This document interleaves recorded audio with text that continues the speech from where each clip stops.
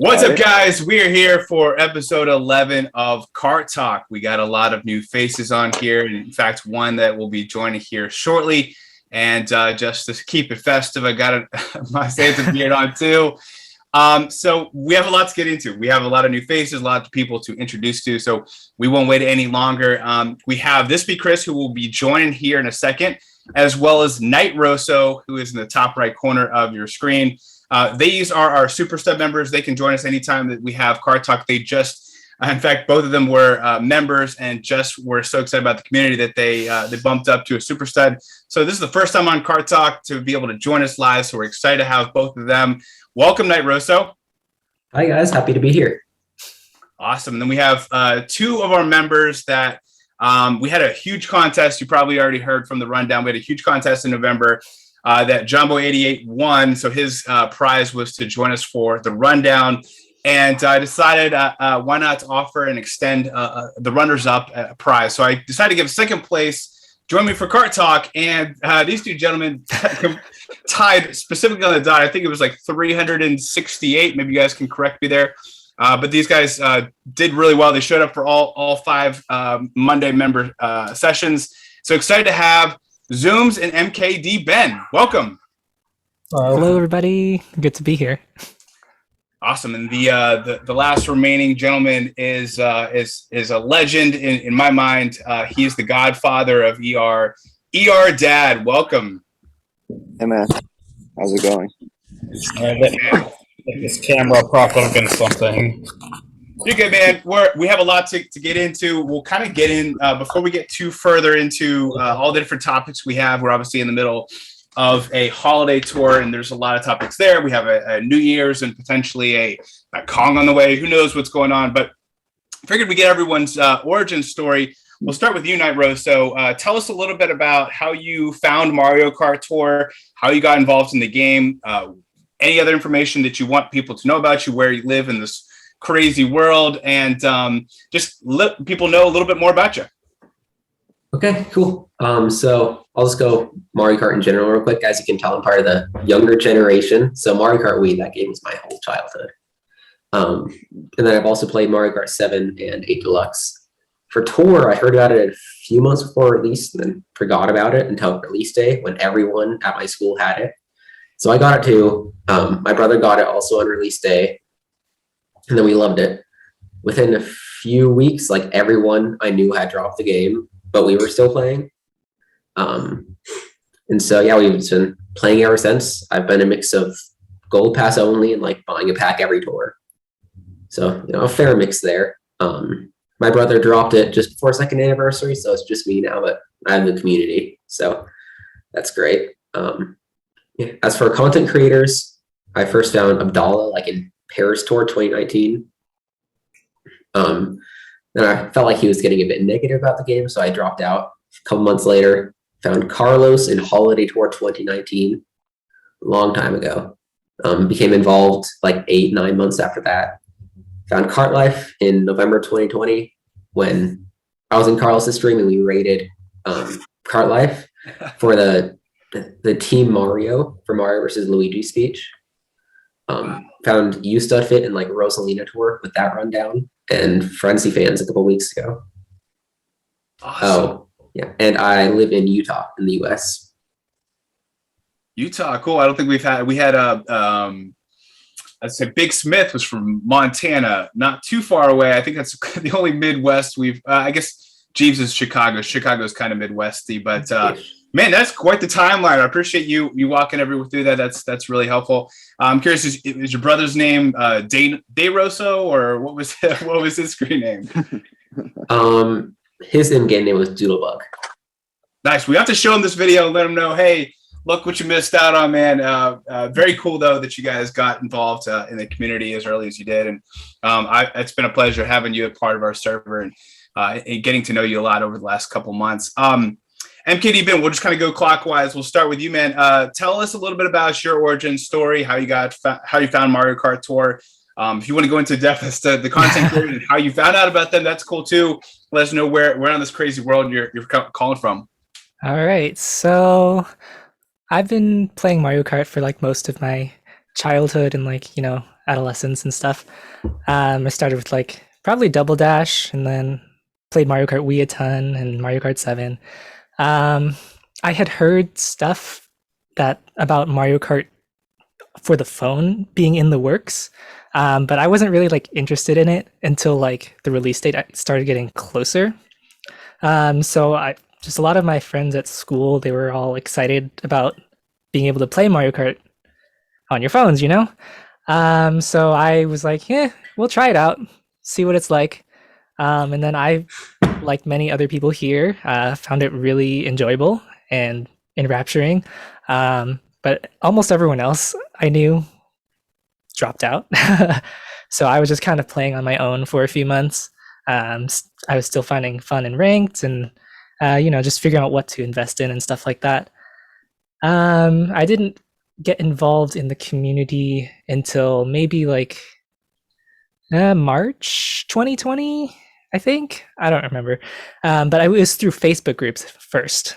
And then eventually I started finding my way into like the YouTube It's a dangerous way to start. I suppose. I didn't know where else to look for people. So Facebook was where it started. And then people were posting videos from like Carlos, from Abdallah.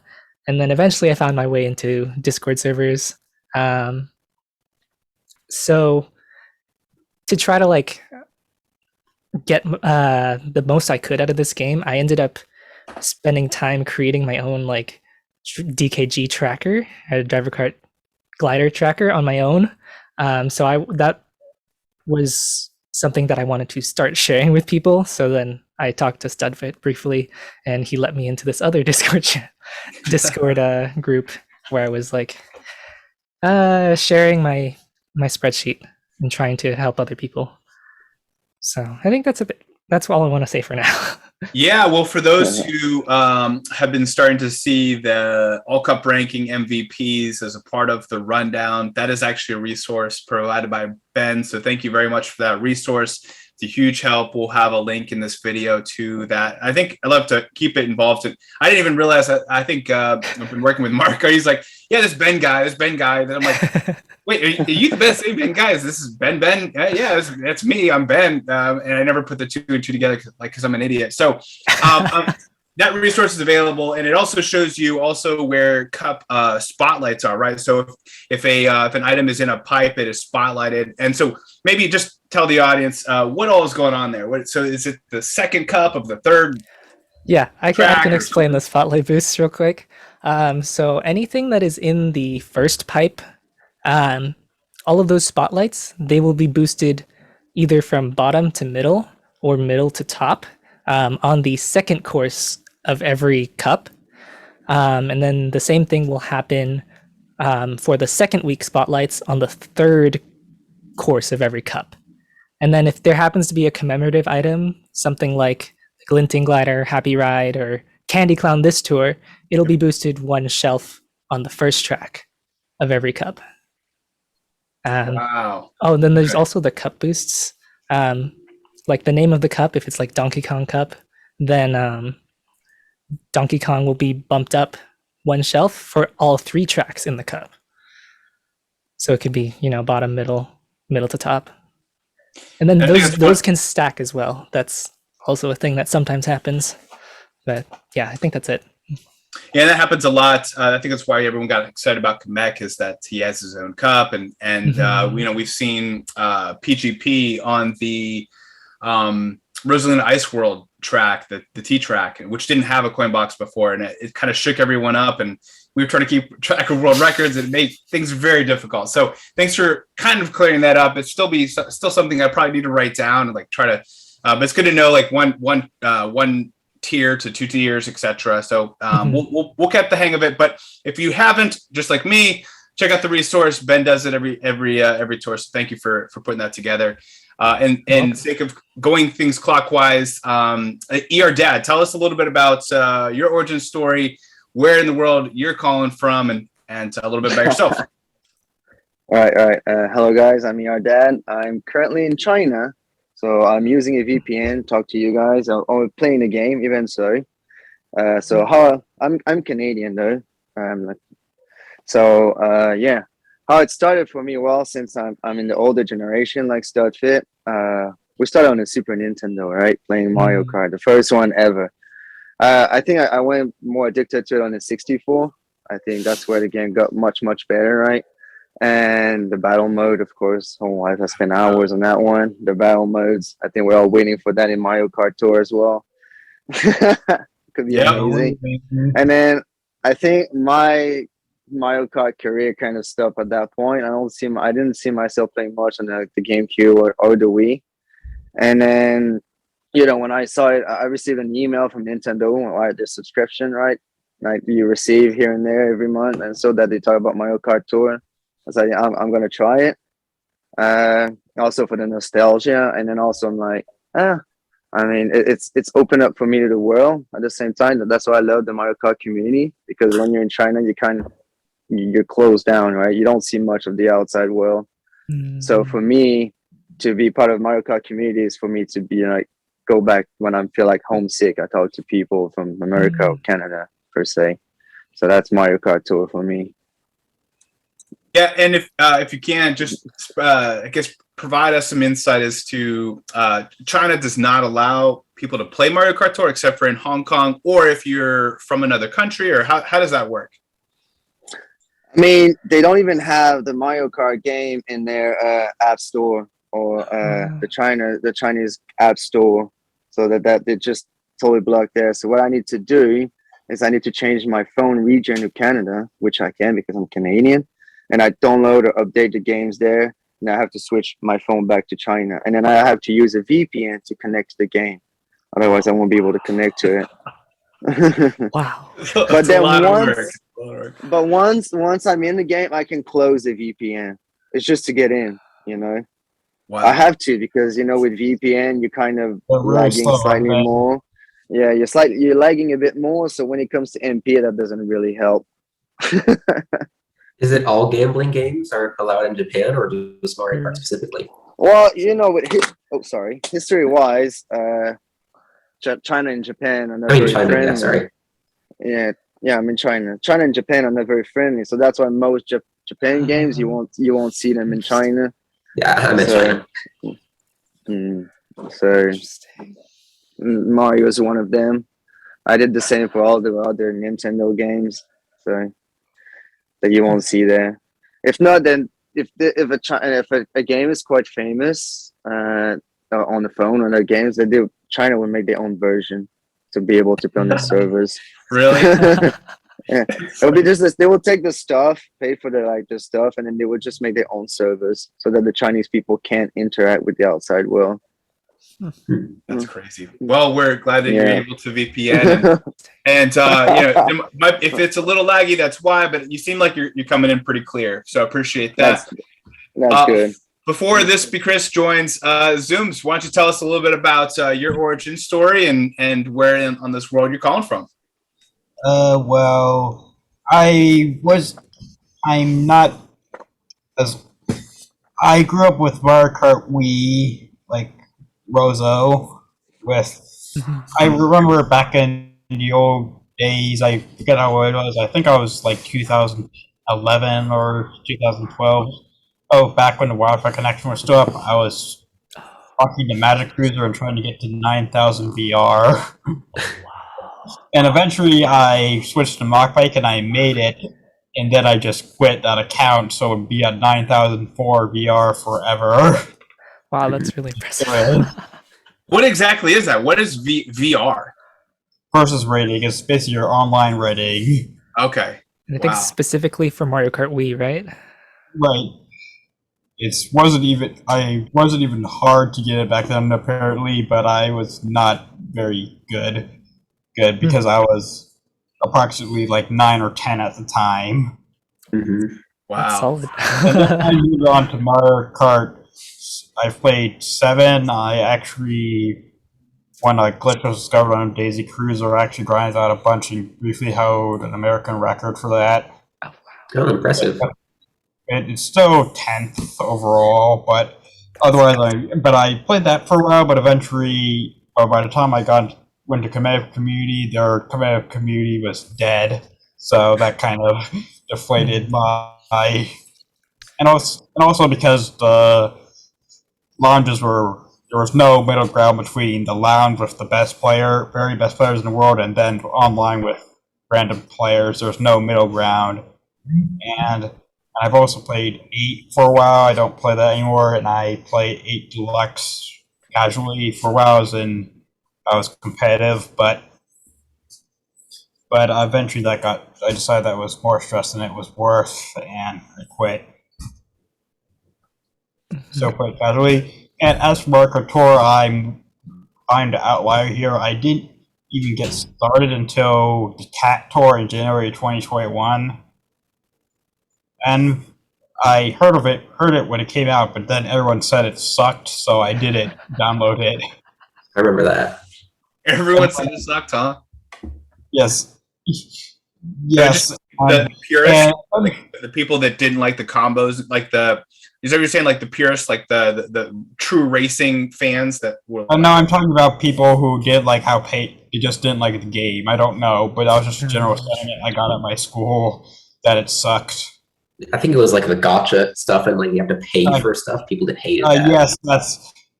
Yes, but it's a free game. You have to make money. Mm-hmm. And then, honestly, Nick's a content creator. Like, I remember the Mario Kart 8 Deluxe content creator, Mancolor, used to have a great tournament because back when I was little, I couldn't start screen time for video games until 12 o'clock, and I could only do an hour and a half. And he had a weekly tournament at 2 to 4 that on Saturdays that was perfect for that. And then he started just playing Mario Kart Tour a whole lot and skipping the tournament instead. And then I think he made one specific video about how Mario Kart Tour's updates have helped, and I decided to try it out. And I haven't regretted it. And also, I discovered you, Studfit, through the subreddit, Mario Kart Tour subreddit, and I don't really know a lot of other content creators except for Spike, who is he one of the ones? Yep, we love him. Yeah, I probably should branch out more, but honestly, I've got pretty lucky with pipes early on, and I have pretty good coverage, if not high levels, and that's it. Well, good, man. Well, and then where in this world are you calling from? Pennsylvania, United States. Yeah. Are you Western PA then? I'm in Philly. That's all right. We'll let it slide this time.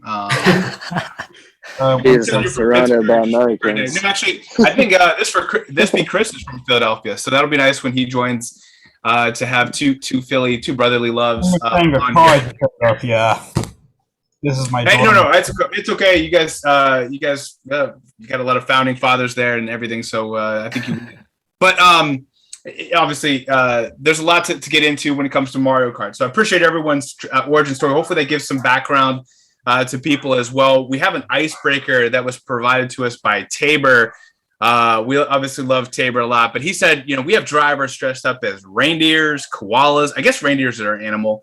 Koalas, cats, penguins, and whatever Tanuki is. What animal would you like to see in the game? And obviously, we have our 4th penguin on its way. So, if animals are continue, I think another one he leaves off here, kangaroo and others. What animal would you like to see involved in the game next? Honestly, I have no idea. What'd you say? I say I have no idea. Oh, yeah, I mean, you have to like an animal. Do you like giraffes? Do you like rhinos? Do you like what do you like birds? Do you like eagles? Maybe like a wolf. Wolf. Or something. I think that would work pretty well. Also, we already have cat Peach and cat Toad already. A lot of cats. So, we need dogs, is what you're saying then. Yeah. You have to have the full pet ecosystem. You can't make cat people happy. That won't really work because there's no dog power up in the main games, but that hasn't stopped them before. It is not. So I think there was a Halloween promotional artwork with like Luigi werewolf or something like that. Ooh. Sometime. That's going to happen. We're gonna get Halloween tour 2024, and we'll finally get that werewolf. I'm sure it's long time from now. What about a little bit less I guess intense animal? Could you see like I don't know I'm trying to think what Tabor's trying to get at. I don't know if he has something in mind. I think I can see Jeeves hoping for a bear, right? He's a big Chicago Bears fan. What other animals, guys? What do you think? We need more Kongs. You can go ahead. We need more Kongs. More Kongs.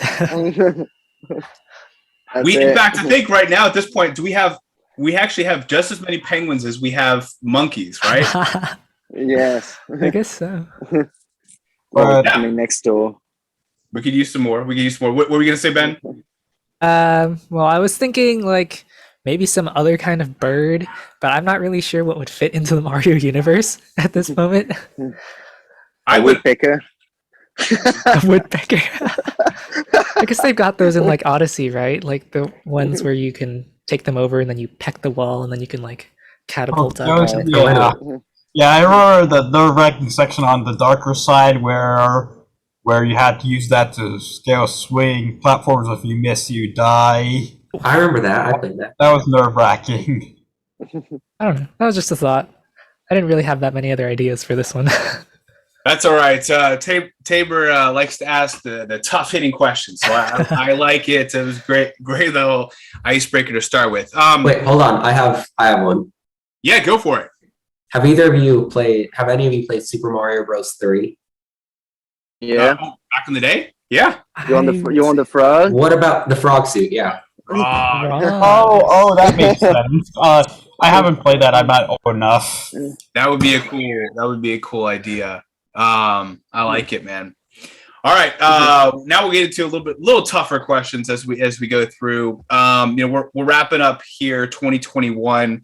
It's now the beginning of December. We're starting to go into to 2022. But I think before we look at 2022, we'll look back. How would you compare this year of Mario Kart Tour compared to 2020? So, I think there's a lot of different benchmarks we can look at when it comes to the types of tracks we've gotten. Oh, hold that thought. A new challenger appears. There he is. What's going on, man? How's it going? This be Chris. What's up, guys? What's up? Sorry about my. No, man. We found out Zooms is from Philadelphia. I believe that's where you're from as well. I'm in the burbs now, but I've been here about 7 or 8 years. So. Well, my house is in the burbs, but I mean the college I'm at is in Philly. There you guys. You guys are gonna be best friends by the end of the video. So excited to have you, man. So just to let you know, everyone's gone around and just talked a little bit about their origin story, how they found out about Mario Kart Tour, and we already know where in the world you're calling from. But any information that you think would be helpful for the average viewer to just know about your background and what you enjoy the most about the game. Growing up, I played mostly like sports games, like your MK ball. Did play a lot of Mario Kart on the Wii. That was kind of, not the first Mario game I ever played for sure, but certainly one of the ones that I played the most. And then, I hadn't played video games for a really long time, and then I have a son who's now 8. He got into Mario Kart and Mario in general, but then downloaded Mario Kart Tour.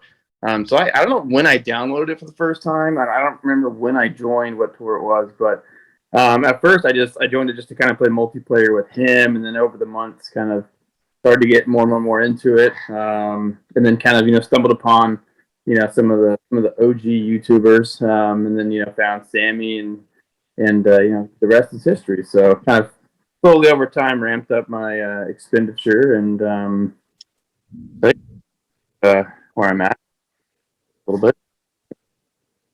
Awesome, man. That's helpful. Yeah, it's interesting. I kind of took the same trajectory. I used to love playing the sports games. I actually did not like the racing games. I wasn't really into. I liked Mario Kart back in the day, like when, you know, there wasn't many games available, but then, you know, later on, I didn't like the racing would get old. So I think if this game didn't have combos and action counts and stuff, I probably wouldn't have stuck with the game as long as I have. But I love the game the way it is today, and I'm excited about where it goes from here. But yeah, I played the same. I loved like NFL Blitz. I loved playing, you know, even Mario Tennis, Mario Golf, etc. And then yeah, like 10 years without playing any video games. It's interesting, similar backgrounds there. Well, we already jumped into a question. We'll pass. You don't have to answer a question about animals. That was kind of an interesting question anyway. But we jumped into comparing 2020 with 2021. Obviously, there's a number of ways we could kind of look at and try to compare things like different tracks we saw, whether it's, you know, retro or cities, etc., or, you know, the introduction of new items or, you know, innovations they've done in the game. So how would you compare Mario Kart Tour this year in 2021 compared to last year in 2020? Way worse, for my opinion. Worse. Yeah, tell us Worse. why. I mean, in 2020 we had a lot more of updates, right? We have new things coming up, like even though level 7s, higher levels, and even the only downside of 2020 is that there were less new tracks, right? 2021 has tracks almost every new tour, which is nice, and I think that's it. Now in 2021, the games feel very stagnant, and that's why we've seen a lot of people like kind of stopping the game, playing casually, and retiring. And that is why I say it's worse. I think it's my main reasons. Of course, you got the new power-ups, even though, and then they're like useless as well. They're horrible. So that's why for me, 2021 is way worse than what 2020. We are in dire need of a new update in the game to bring some hypes up, and then we'll see how it goes in 2022. I think a lot of people could agree with that. Do you think that there is a silver bullet that could save the game from those people that are teetering? For me, my Christmas wish of that game is I wanted an entirely new things, new update. You know, well, we might talk about it later, because like we said, the pay to win aspect is closing down to what the normal players are, right? And then that's a good thing, but I think with the gap needs to widen again. Not because I am one, but but it needs to just widen again. But no, I don't want level 8. I want just something new, just some new things that, you know, a new pipe with items that boost up other items. I don't know, just general ideas. Blue pipe? Right? Yeah, the blue pipe. Yes, the supposedly elusive blue pipe. I don't know, just something entirely new to make it enjoyable. And no level 8. No, never, please, no. We need something new. Yeah, no, I think something new would help spice things up. I don't know if it'll be a battle mode or something else, but I think we could all see that. But comparing this year to 2020, now that I think we only have one last tour that we can get exposed to here in 2021. But I think general trends this year compared to last, anything major stand out? Well, for me, I would say that 2021 has been a lot more generous. They've added like the token shop. They've added the total points challenge so that you can get access to more high-end tickets, more super tickets. They improved all the gifts as well, so that there's an extra high-end ticket for Gold Pass of either driver, kart, glider. And I feel like a lot of the pipes have been pretty solid. There have been those dud ones for sure. But they're trying to pipe, cough, Lucky 7. Oh, yeah, that was definitely a dud one. But yeah, I think just in general, they're trying to make it easier for, I guess, more free-to-play Gold Pass players to build up their inventory. So that's one of the things I wanted to bring up, I guess. Hey, good points. Other big trends you've seen this year, things with they've seen better or worse? I feel like 2021 is a very mixed bag. I feel like we got a lot of awesome drivers. Like there are a lot of gems like Luigi Lederhosen, Luigi Painter, Daisy Swimmer. I took her to 7 triple caps as soon as I pulled her. Peach Happy, the Tanukis, Kamek, of course, Waluigi Vampire, Ninja Shy Guy. There are a lot of really great ones, but a lot of the tours are filler tours, nothing really interesting, but like Ben said, they have been a lot more generous. So I feel like it's on average on par with 2020. Better some things, worse some. Yeah, good points there. I think from my perspective, there are some.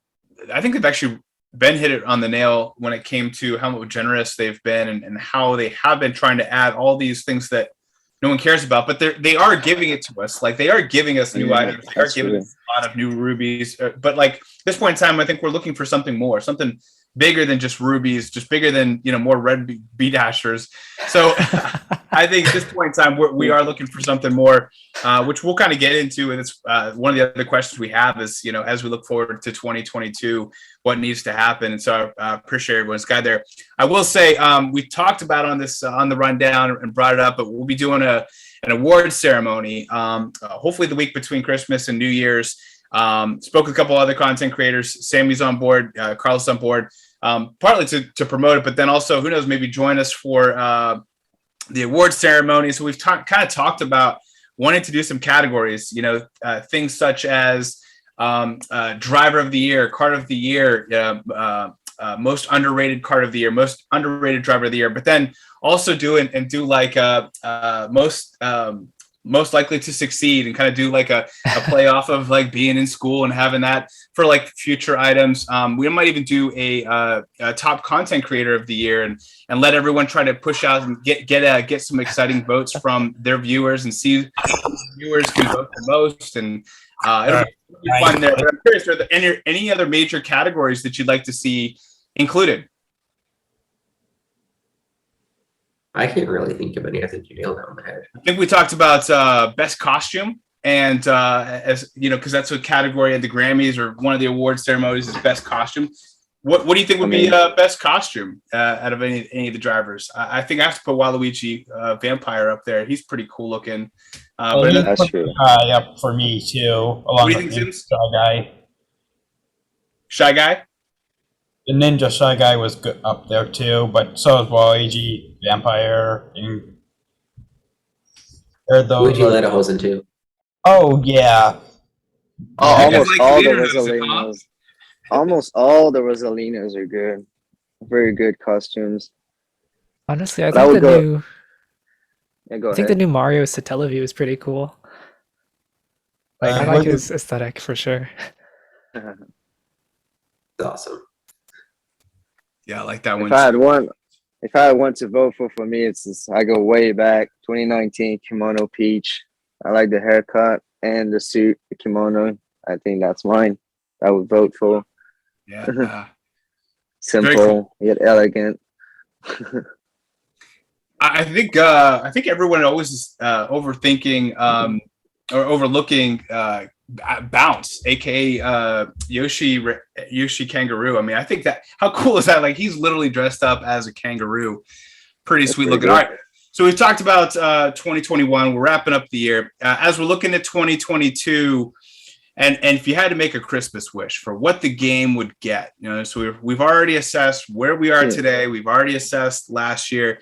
What would make the game and keep those people who are teetering involved in the game, excited about the game?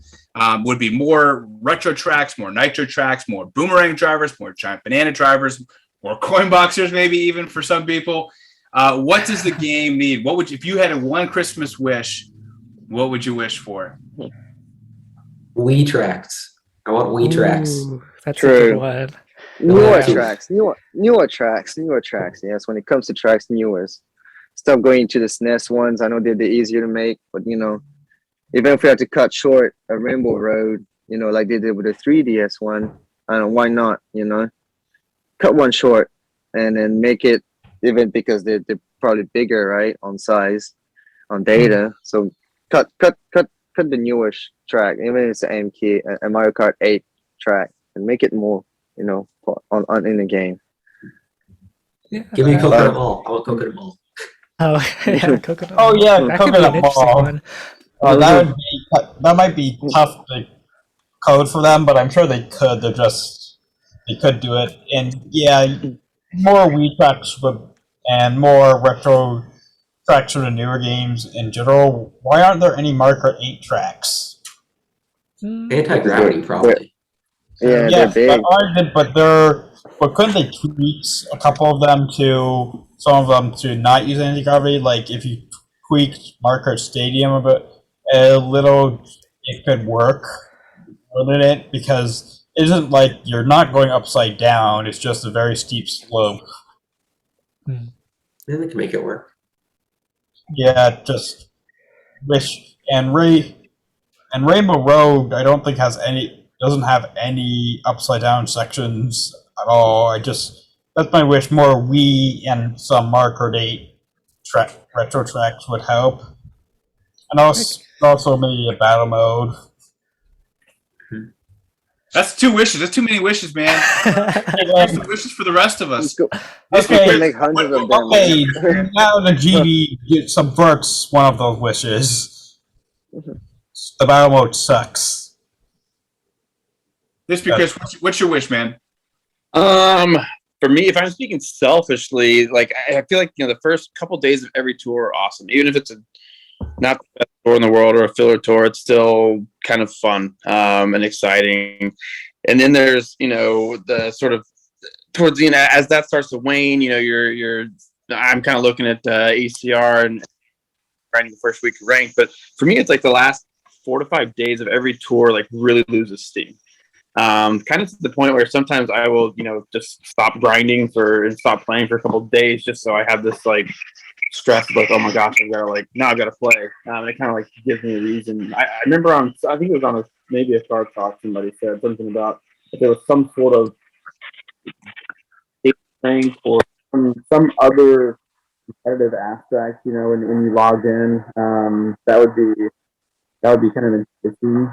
Because for some people, logging in to get your phones or whatever is just kind of like, you get your, if you're like, you wake up, you do your the first race, sometimes there's not much stuff to do. Just kind of the way. Are you, Chris? You're breaking up there at the end. What were we saying? Just some way to kind of spice up the Last couple days. the sort of the daily play. But it's tough because I think that when we all obviously love this game, it's such a unique game, and every 2 weeks it's essentially to a small degree kind of like reinvented, and it's exciting, but it's not. It's almost like a reskin to a certain degree every week, right? Where it's like it's new and exciting, but the excitement can kind of fade off kind of quickly. But I think it's just we're kind of spoiled by a lot of the stuff that we've got and a lot of the expectations and hopes we have. So it's, because at the same time, if they started to massively change things, you'd run into the double-edged sword of do they start to ruin what it is because they've tried to add so many things to make people happy or whatnot. So, Really good point. Really good point. Hey, do you think there's anything they could add? I know we have, they try to, give us a new cup, and then we're already like out grinding the grand stars like the day of, and and then they have like a special pipe at that Sunday, and then even then we have like the second week of ranked, which you could already race if you wanted to. And we always kind of I see a lot of people waiting for that second week, and then after like 2 days, because we're most people watching this are the most excited about this game. We're opening it like the day of, and we're midnight openers, and we're doing everything as early as we possibly can using quick tickets, and maybe not everyone else is like that. But is there anything they could do for like the last few days, or do you think that there's any way that we could try to solve that problem if you could propose it? No. It's something I've thought about for months and months and months. And again, it's kind of it's interesting. I'd love to know I'd love to have some of the information that the Nintendo and DNA have about what is the top 1% to 2% of players, is that really what's driving the revenue, and is that kind of who you need to cater changes for, or is it do we kind of overvalue our own worth in the game per se, and it's the it's all the 12-year-olds, getting money from mom and dad to get the new, Mario, alt, that's kind of what drives the boat. So again, I don't have any great ideas. I mean, I think battle mode, I think it's coming. I think that had a lot to do with some of the other, recent updates and getting rid of some of like the older devices and stuff. I feel like multiplayer is a little better on like newer devices and here lately since they cut some off. I don't know if other people agree, but yeah, it's tough because I mean at the same time, like I said, you don't want to change too much. You don't want to reinvent the wheel, but it does get a little mundane after a little bit. Excuse me a moment. I just need to stretch my leg a little. You're fine, man. Anyone else on that specific question? Maybe if they like, kind of like with the tier shop, how when week 2 hits, they refresh it. They did that with the token shop. Though some people might be mad at that, but I mean, that maybe if they just like the tier shop, yeah. If they did I hate the token shop. If they refresh the token shop, I'd be so upset. I get pissed because I have to I grind all the tokens out before I do any of my Coinbox tracks because I'm afraid of getting those tokens instead of red coins. Well, maybe they could just put the rubies and coins back in, or like restock maybe just the drivers and stuff like, I don't know, something with the token shop maybe. I think you might be onto something. Well, I'll have to think about that. Other ideas, guys? The game is user friendly as well. So we are grinders. So when it comes to things like that, it's fine for us to have something new at the end to be able to grind quickly. But for people that don't, the normal people that don't do that don't grind and things at the end of the tour that would be difficult for them to be able to achieve. So I think that's why they try to prevent that, even though I would enjoy it too. Yeah, maybe they want people to kind of take a break towards the end of the tour. That way That's possible. Want to spend money and get excited about the game again when there's a tour refresh. But we're still on the topic of Christmas wishes. What do you guys think? What other Christmas wishes would you have for 2022? I've got a little one. I got like a little one. All right. Yeah. One of the things that annoys me most when I'm grinding, I don't want to be embarrassed if there's actually a solution to this. Once you complete a race, there's no easy way to just quickly redo. There should be a button that says like re-race, so you don't have to go through and pick the driver, kart, and glider again. That's always because it's such a small thing. But I don't know, it's little. When the race is done, right? Like it. Yeah, instead of just re-click everything, because normally when you're grinding, you're doing your highest. Okay. You know what I mean? So. Oh, I think I see what you mean. You mean like at the results screen or something? Yeah, just okay. Select the 3 again. It would just immediately put you back in, the countdown, and you can just go again. So replay or exit? Yeah. That's kind of what you're getting at. Okay. For me, I restart just right before the finish line if I'm not satisfied. Mm-hmm. So that does it for me. There is some people who want to grind down the bots, right? If you already bots grinded down, man, you're good. Yeah, keep resetting. But sometimes just getting to that point it can be excruciating. Mm-hmm. It is. Also, more giant banana drivers. Oh yeah, 100%. Our only high end, I'm pretty sure, is Sunshine, and that was before first anniversary. It's been long ago in a tour far away. Far away. Well, you know what? I think going back to our question about 2021 versus 2022, is they have done a good job of giving us some new skills and pumping up some skills. Things I'm thinking more about like Boomerang and how they've brought that to the high end with Ninja Shy Guy and now Bounce, Yoshi Kangaroo, and they've also built us tracks that are really unique that are good for Boomerang that kind of give us some other options. So I do like some of those tweaks. Those are things very unique to 21 that they didn't have in 2020. But to your point, yeah, we could definitely use some more giant bananas. I wonder if somebody at Nintendo's done the math and it's by the way, all action count tables would be broken if we just gave them all their giant bananas that they really want. Could you imagine getting a triple giant bananas and just the game broke. You know what I mean? Too many and items. then your device explodes, and then you're mad at Nintendo instead. So Son yeah, of a bitch. maybe there's some reason they're doing it. I don't know, but it's Nightrow, so I think that's the top of a lot of people's list. I like that. Other Christmas wishes out there? Make I- make other drive make drivers viable. All of them if possible. Mm. Like Make the them bad whatable? skills, the drivers more usable. You know that when you have coin bucks, Lucky 7, Giant Bananas, and Boomerang, then you basically kill all the other drivers on that track. So I would like to have a ways with a big update to make them more viable, to be able usable to the same power as a coin box could be.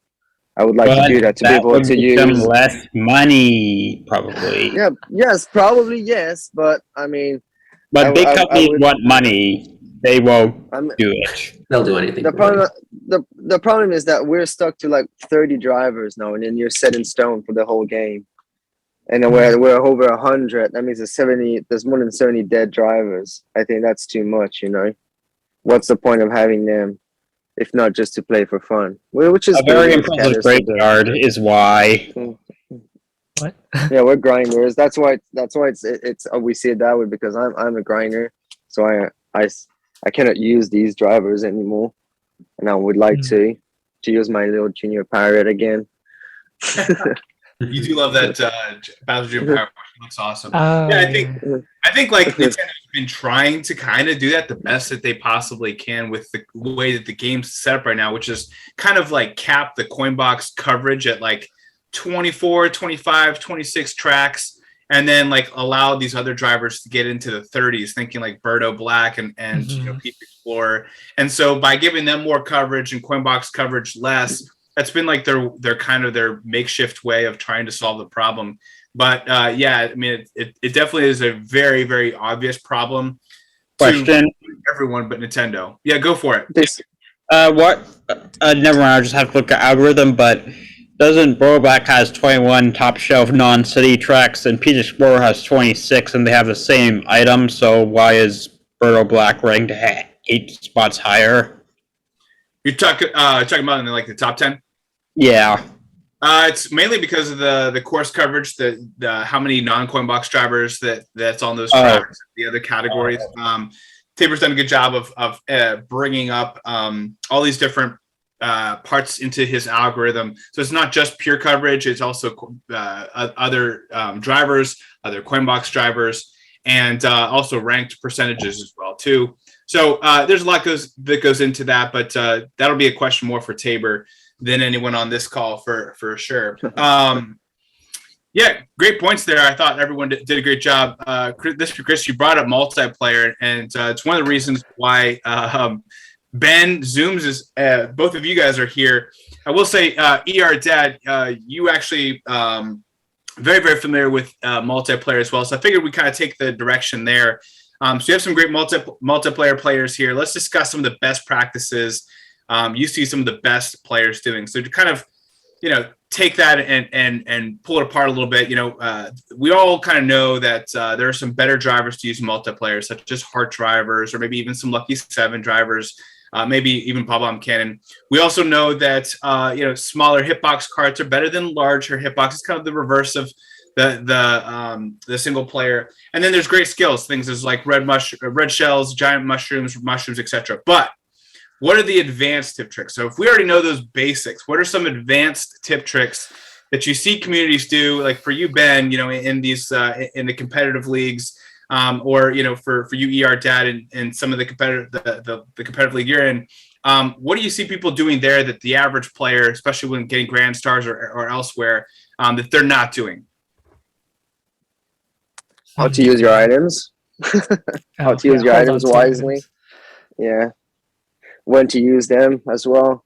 I think that's when to use them. That's the main point. Yeah, so definitely auto item off. In case that wasn't clear. I'm probably in the minority here, but I keep auto item off in single player too. Yeah, you can't do that.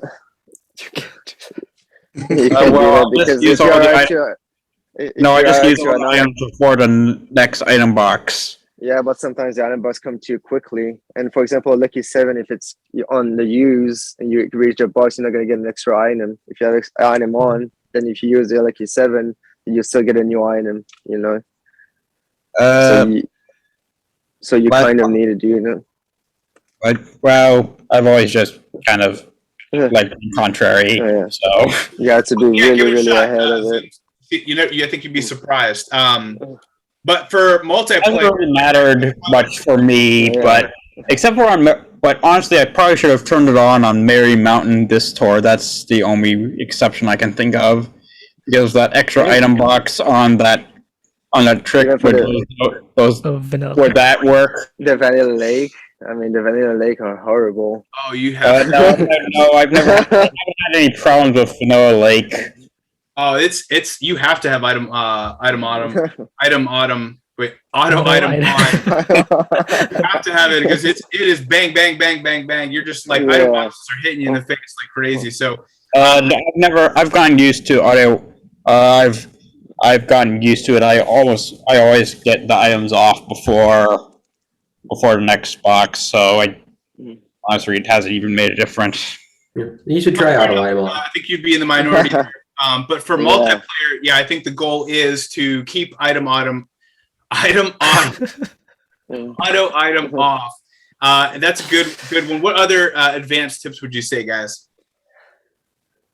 Well, I mean, auto item off is not really an advanced tips. Is when you use it, when you use items, it's advanced, you know. And the most advanced one I would say, well, not quite advanced. I say intermediate is that what items you can get on what position. That's what you need to know.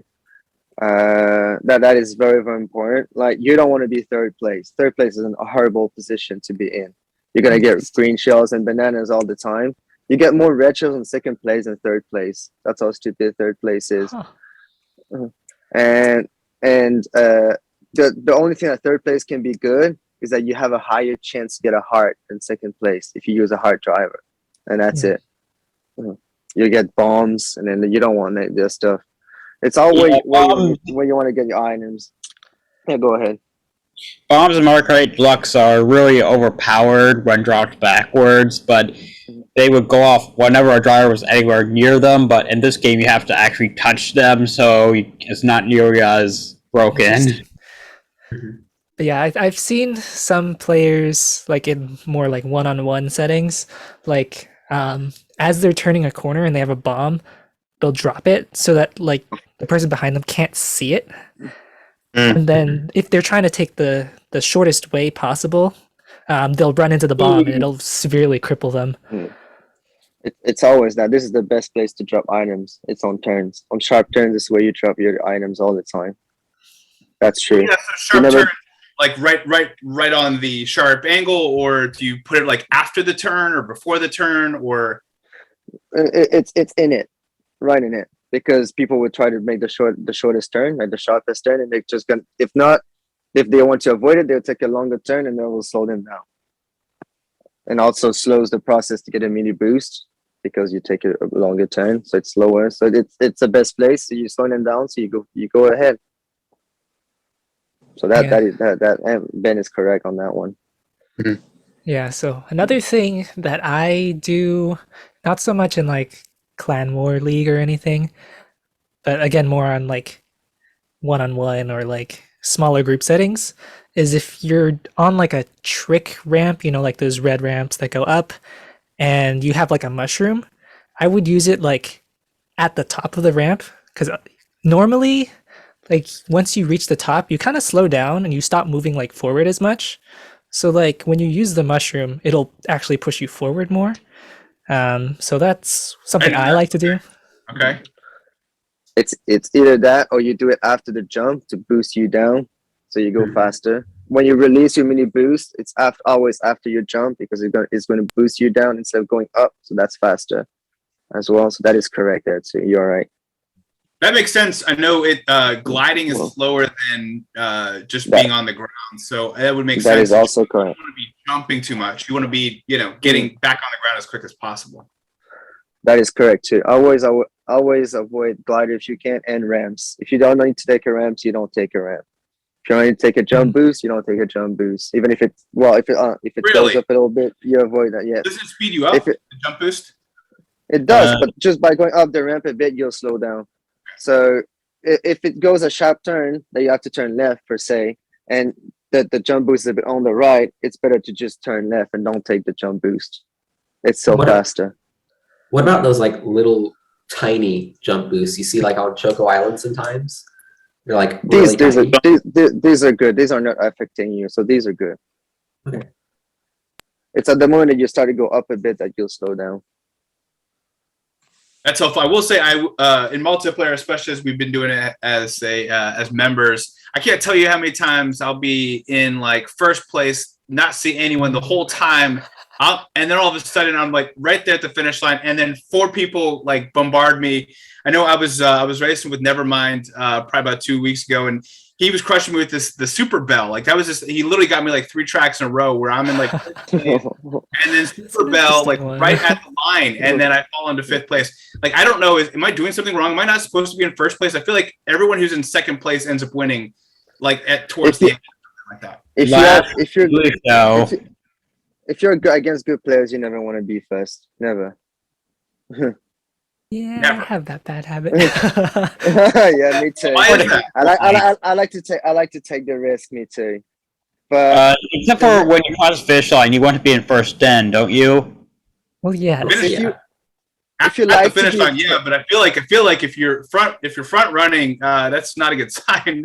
Somebody's gonna get something and they're gonna crush you. Just like that, I've never. It seems like when the races that I do win, I'm like not in first until the very end, and then the ones I lose, I'm like in first place the whole time, and then I get shot at the very end. So I don't know if there's like some cheat code that I don't know, like you get like double red shells like in the final lap if you're in second place or third place, and it never happens when you're first or something. I know like you're not going to get a red shell in first place, but is there something I'm doing wrong in front running? You usually want to try to get far enough ahead so you can survive one item hit and still win, but that's easier said than done.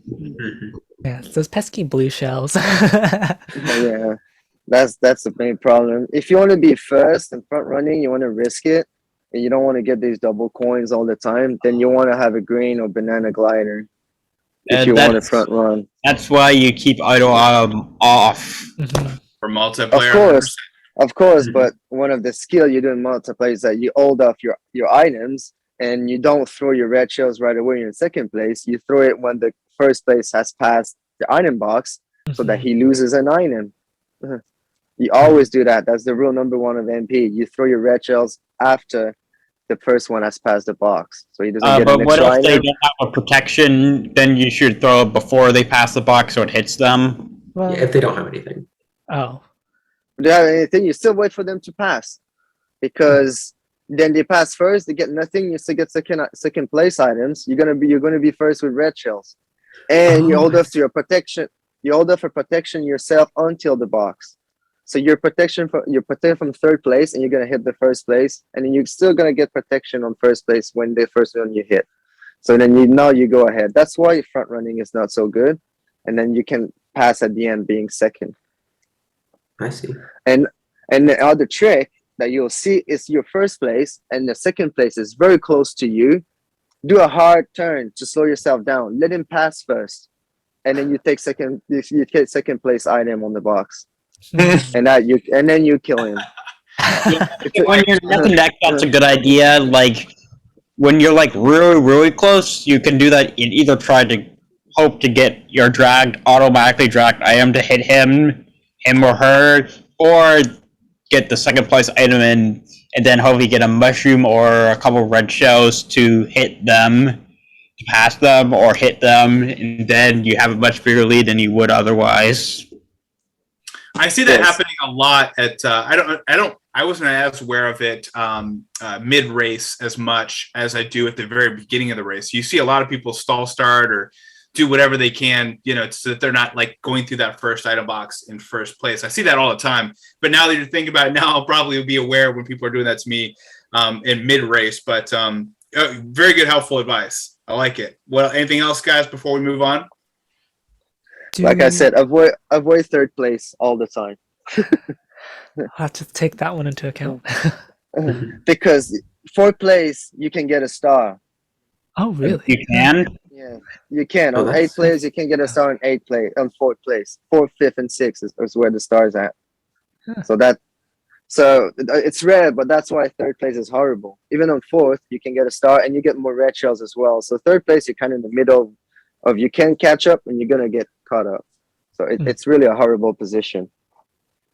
Also, I would say don't try and snipe anyone with green shells, because most of the time, even if you do hit someone, it's just not gonna count anyway. Oh, I know what you Because Oh, yeah, the lag. It's the lag, yeah. Yes, Yeah. that was a problem in 8 Deluxe where if you hit a dragged aim on the opposite problem was in Mario Kart 8 Deluxe where if you hit someone with a dragged aim on your screen, they'd get hit even if they weren't close to you on their own screen. Oh. Like literally every other item, you'd have to be hit on both screens. Where with dragged items, if you hit them on their screen, they could be like several car lengths away and still get hit. Awesome, Jake. And also, red shells in that game were terrible, with much to my detriment, with too much team killing and clan wars. Because the red shells would just keep skipping racers and targeting the wrong people. It was really annoying. Yeah, I feel you there. If we're still do want to try to do like a green shell snipe, If they're unprotected, yes. Or unprotected on the obviously- street, absolutely going for it. But even if it doesn't count, there's not really anything better you can do with the green shell. Yeah, only do it if it's your like last resort. yeah. Otherwise, you probably want it for protection. So, Mhm.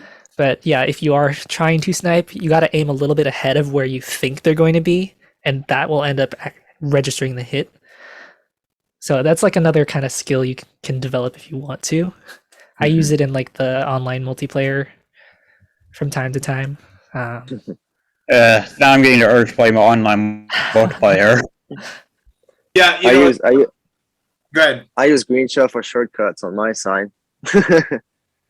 Like on Yoshi Island or Ghost Valley, I throw them at the. Those cardboard things, yeah. Sometimes Oh, do that. right. And then you can mini boost on and then mini boost past them. Mm. Wow, So nice. that's why. Yeah, I thought I was smart for caught up with that, but then, and obviously a bunch of other people have, obviously. Just throw a green shell at that thing and then take the shortcut. The Yoshi one is difficult. If you don't have a mini boost, then it doesn't work. I It's a difficult don't. one to do. Oh, I don't do the Yoshi one. I was mostly talking about the Ghost Valley ones on Ghost Yeah, that Valley. Oh, I know those. That one's easy. Nice, guys. Well, Edito asks, what is the best dual-use driver, kart, and glider in the game right now? By dual use, he's talking about an excellent choice for all cup ranking and multiplayer, where just regular ranked and all single player and multiplayer. Mario Koala. That isn't that like top 20 on the tier list, and it has a heart and small hitbox. So that would make sense. Yep, I like that. What else? I feel like Party Time Lakitu is kind of fun to use in multiplayer. Oh yeah, Lucky In, 7. like, I have the heart to dodge all of them. Yeah, in non-team settings. Yeah, and he's obviously got the smaller hitbox, little True. dodge. I like that. If you want to have fun, yeah, the key to party time is the best. Just to have fun and free for all. Yeah, I agree with that. Hmm. Back green show gliders with really back before the dry browser umbrella and dragon wings fell way down a tier list. They would have been a good choice because green show is good for front running and they still have great coverage. But I don't know why dry browser umbrella fell. Dragon's wings has never been ranked. Pretty much that's why that one fell. I miss Dragon Wings. I have those things 6 triple capped, and I haven't used them in forever. It's been so long, man. They used to run the game. Yeah, shame because one of my favorite looking gliders too. It looks sick. They definitely look sick. And then we got shafted with snow crystals not being super useful either, and it's polka dot manta glider, both of those being green shell. We were expecting them to be because that's kind of the trend that they were picking up on. That's a big difference in 2021. Kind of going back to that question, but yeah, great points there. I think for me, I think like the Black Rate sail is in that it's got a great multiplayer skill in that full build, and then it's also got the great coverage. And so from that perspective, that's kind of the way I was interpreting this question. It's interesting because maybe people are investing that way. They're saying, "Hey, I want to invest in something that's going to help me for multiplayer as well as also for ranked." What other ideas you guys have? I think a lot of people I tend to race with use red shell gliders all the time. So I guess some good red shell. What are some good red shell gliders? Rose Parasol. Oh yes, Parasol's Rose the Parasol. that's great. the best one. Oh, That's the best one. It's one of my favorites. I don't use it in multiplayer that much. I just use whatever red shell glider I find. Mhm. But I think I like using the Royal Parachute. That's been one of my best gliders, I think. It's kind of old, but it covers some nice gaps. I don't really like how that one looks, honestly, and I haven't really used it at all. So I love how that one looks. It's one of my favorites. So yeah, they're pretty good. Yeah, I think it was my first level 6 glider. I think. Yeah, that sounds right. First level 6 double cap. Yeah, there's I mean, we got a lot of. We're starting to get to a point where we I think you can probably make a good coverage with a small number of gliders. I think we're at the point now where there's enough of them that they could probably give you some good coverage. Is there any, from kind of go back to the multiplayer question? Does it matter if you use second shelf glider when it comes to the skill? No impact there, I right? don't think so. I don't think so. It doesn't matter, no. Shouldn't matter, right? It doesn't matter. The odds matters if it's a super or high end to get it. So that matters a bit. Like if you want to get the lightning, then you want to get a high end lightning glider. It has a better odds. It has a better odds to get a shot. If you're 8th place with a high end lightning glider, you have 18%. Around 18%. 18. That's almost 1 out of 5 to get a shot. That's that's a lot. It's like 9% plus. How much does a high end glider add?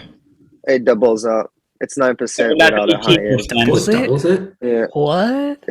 That's crazy. Yeah. Do we have some like item probability table and like? Yes, I have one pulled up on the Mario Wiki has one. Oh, cool. Well, we can post the link. How about that? Because it's not necessarily good for an audio podcast, but.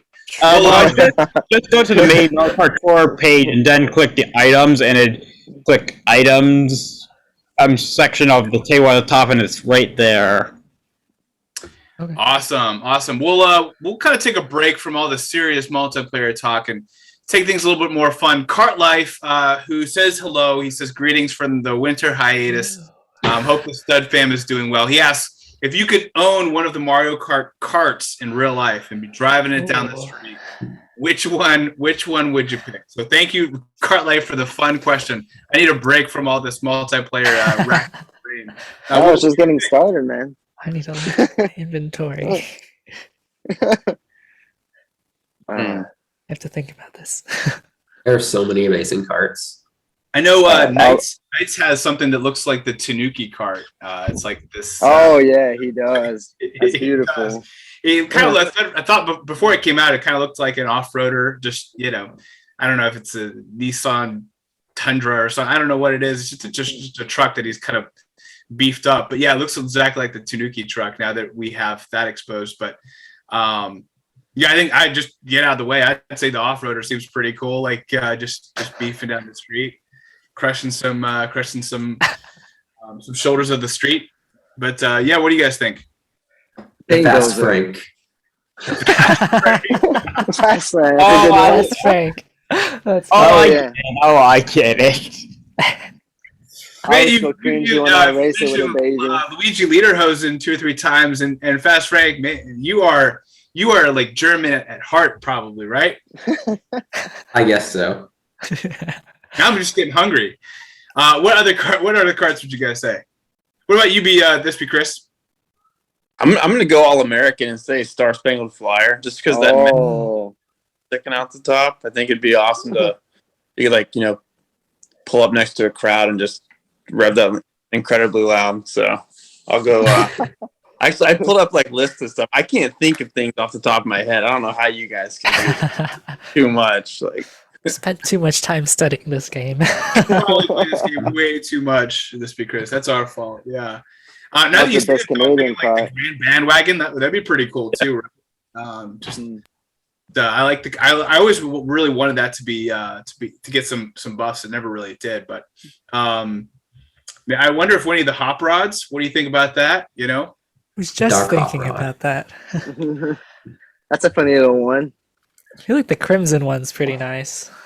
I feel like the P-wing would turn some heads too. Ooh, yeah, that does look nice. Yeah, I don't know if I drive it. Lamborghini style. I don't even have a full driver's license yet, so Well, you'll have a lot of choices when you do. Yeah, I think those are some really good choices. There's also some dozers. If you walked around, I would run with a pink The Dozer Dasher. What about Banana Master? That would be. Oh, that'd be interesting to drive through the street. Or Kamek's Zoom Broom or Lunar Cruiser. There's so many cool ones. I don't have that one, but it handles really weirdly, doesn't it? the Zoom Broom. Yeah, but you don't have. You're just driving down the street. You're not. You're not trying to collect coins or anything. It's the closest that we have to a moto in the game right now.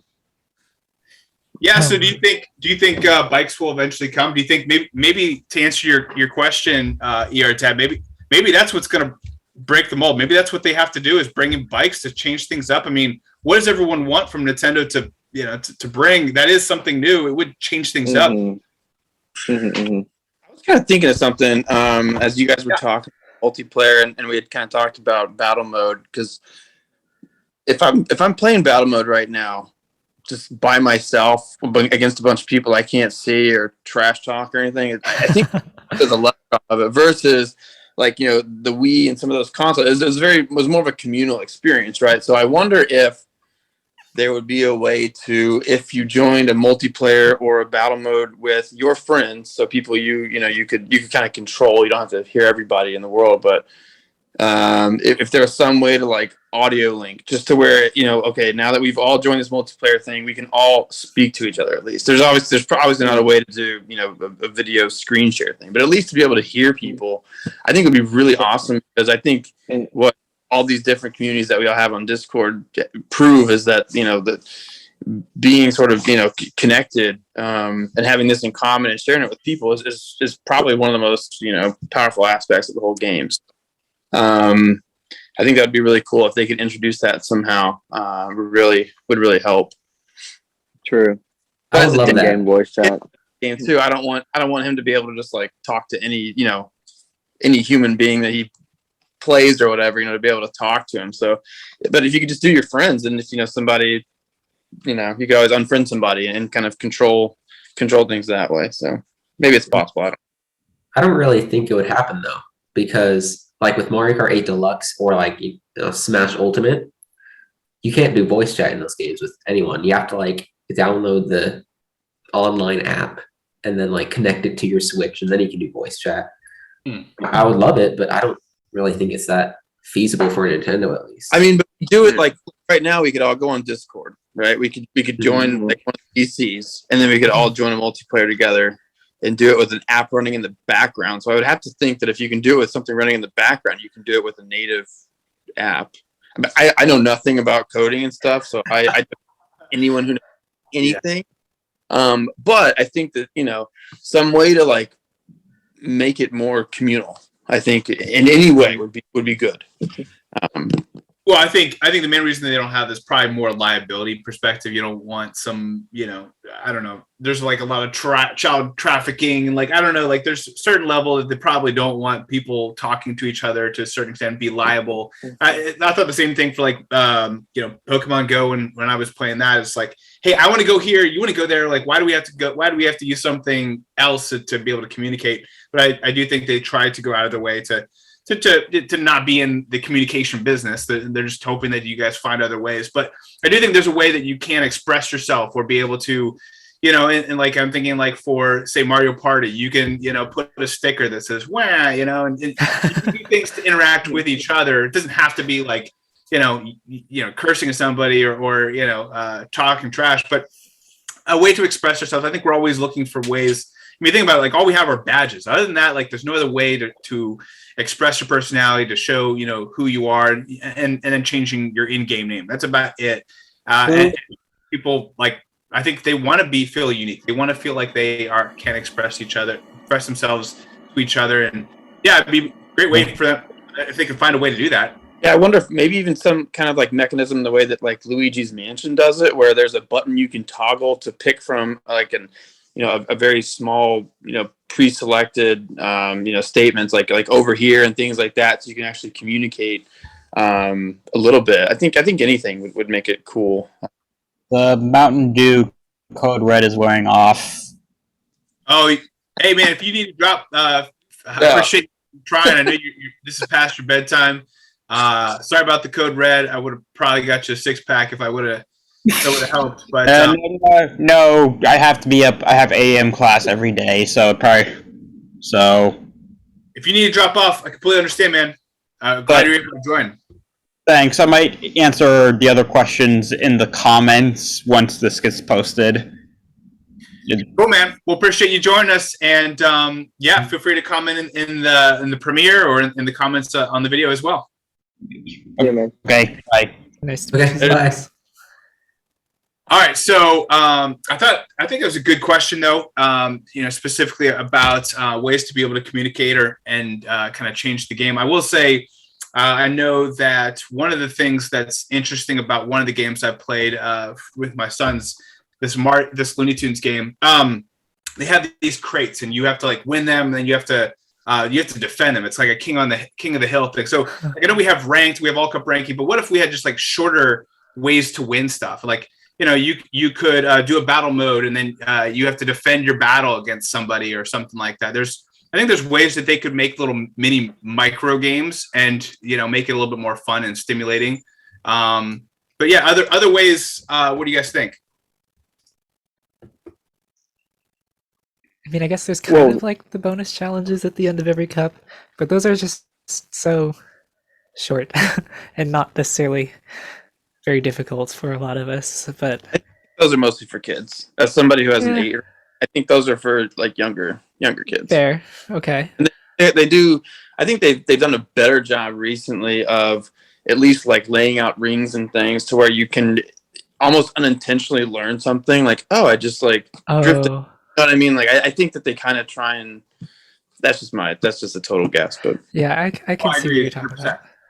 What about like the take them out quick? Remember that one from? Oh, I was just thinking about that one. Yeah, that one was really cool. They should bring that back. Like you're firing bomb cannons at like Bowser Jr. Pirate or something, right? frustrating. Yeah, that was probably the most unique one that they've had so far. Mm-hmm. All right, guys, we've had a lot of fun there. We got to get back to some serious strategy talk. So, Night Roaster, you had a question about you posted in. I kind of stole it from what you posted in our general chat, just about cities versus non-cities. Do you want to ask a question? Do you want me to? I can. Okay, go for it. So I was scrolling around the subreddit and I saw this post that said, should we take away city versus non-city and then replace it with retro versus nitro? Because like Merry Mountain Ninja Hideaway, they're basically cities. Cities, reappear very rarely. So do Merry Mountain Ninja Hideaway. So like replacing cities, non-cities with retro and nitro. And what do you guys think about that? you talking about specifically like for tier lists and ranking purposes, or are you talking about for like distribution and frequency of appearances? I guess both. trackers and what we refer to it in the community, I think is the original post, but I think you could take it in two different ways. I think we just at least in Tabor and I's buffing, we put cities versus non-cities, but we do have these two unique tracks that I think are worth bringing attention to. One being highlighted in this tour, that's Mary Mountain. The other one being Ninja Shy Guy. Should we Ninja Highway? Should we treat them any differently? Should they be considered cities or not? How would you also think about your own coverage with that? So as you're filling out spreadsheets, or as you're like, should I invest in this or that, and you see, oh, this one has a Ninja Highway, I should invest in this because this doesn't have that track. Like, do you mentally think about it any differently? I think it's fair to reassess how we look at it and frame it as the Nitro versus Retro, because like that post mentioned, Ninja Hideaway and Merry Mountain, they don't appear very frequently, so you're not going to be able to use your stuff that often. So yes, I'm essentially agreeing with that, reframing it. And in terms of investing, I don't necessarily think that I would deter myself from investing in something with Ninja Hideaway or Merry Mountain. I would just know it'll come in useful at some point on those tracks, but it still has plenty of other tracks that are useful to me. So it's kind of, you have to weigh it out, what's important to you. I think that's kind of where total coverage would also kind of come into play, because if you're talking about somebody with, if they have 50%, of each, but they have 30 total courses versus like 20, you're talking about, 15, versus 10 potentially. So, yeah, and I've always wondered too, like looking at the last few top tens, how much like the skill plus, right? Are they getting? Is that getting buffed enough in the ranking? Because I mean, there's all these Hart drivers and Bob Cannon drivers. Just wonder, because I have most of the drivers, and then it never works out that way on my VAM and Gerbs. So just about that too. Yeah, on for the top 10, we kind of just have taken a different. We had like a where the skill was an excessive amount, and I think to take Antilev's point just to the extreme, I said, hey, what would be the top 10 drivers? Would they all be Coinbox? And he said yes. And so I'm like, all right, that's not very fun to talk about every single tour. It's like, here are the same top 10. Here's the same top 10. They're all top 10 Coinboxers. That feels the same way. And I think honestly, on picking investments, I think you absolutely have to go that way, but it makes for a terrible segment of a YouTube channel. So we kind of taken a different approach, which is like, think about things more like a power ranking. Like this is the most likely to be in ranked, completely unorganically, because Nintendo is trying to fudge their little numbers so that you have to use some dash panel dash ring, or they're going to try to do whatever they can so that it's not always Coinbox all the time. And because of that, here are the drivers that could have a higher likelihood to be in ranked based on the last 6 months of data. So to your point, I agree 100%, and I know from talking with Anslev, I was like, hey, would you be interested in doing the rundown with me? He's like, yes, but one thing about the top 10, not a big fan of the drivers. So, I get that. I think when you're investing, the meta level strategy is investing in Coinbox drivers, but for sake of trying to keep it lively and try to think about things in the way of power rankings, we do take a different approach. Now, the thing is, karts and gliders, I think those are on point. I love those tweaks. It's fun seeing those move, and I agree with most of them. Hitbox is king for the karts, and I think the driver's just the only caveat. But I think you bring up a good point there. I think from our perspective, we discount stuff that has a lot of cities. Should we discount it also for Merry Mountain and Ninja Hideaway? For me, I think about it, and I think cities are even below Nitro tracks. At least with Nitro tracks, we'll know that we'll get Ninja, at least we don't really know much outside of this past 12 months, because we hadn't had really these new Nitro tracks, this Merry Mountain and Ninja Hideaways prior to 12 months ago. But what we've seen over these 12 months is that we at least know that we'll get Ninja Hideaways in 2 tours, and they'll most likely be in ranked those 2 tours. Same thing with Mary Mountain, at least from what we've seen. So I know at least I'm going to get 2 or 3 ranked appearances from the items that do have Mary Mountain for Ninja Hideaway. But for Berlin, say, or for London, I can't guarantee that, because they're going to come back with all these other cities, and who knows if it'll make ranked or not. And it's Berlin doesn't seem to be one that they're as say compared to Tokyo, it's not that popular. I know I had somebody reached out on one of my videos and said, I went when we did Mario Hakama and his driver of the week, and they said, well, he's got a lot of Tokyo tracks, so that's he's been helping me out so much with ranked. Well, I look back at the numbers. He actually did.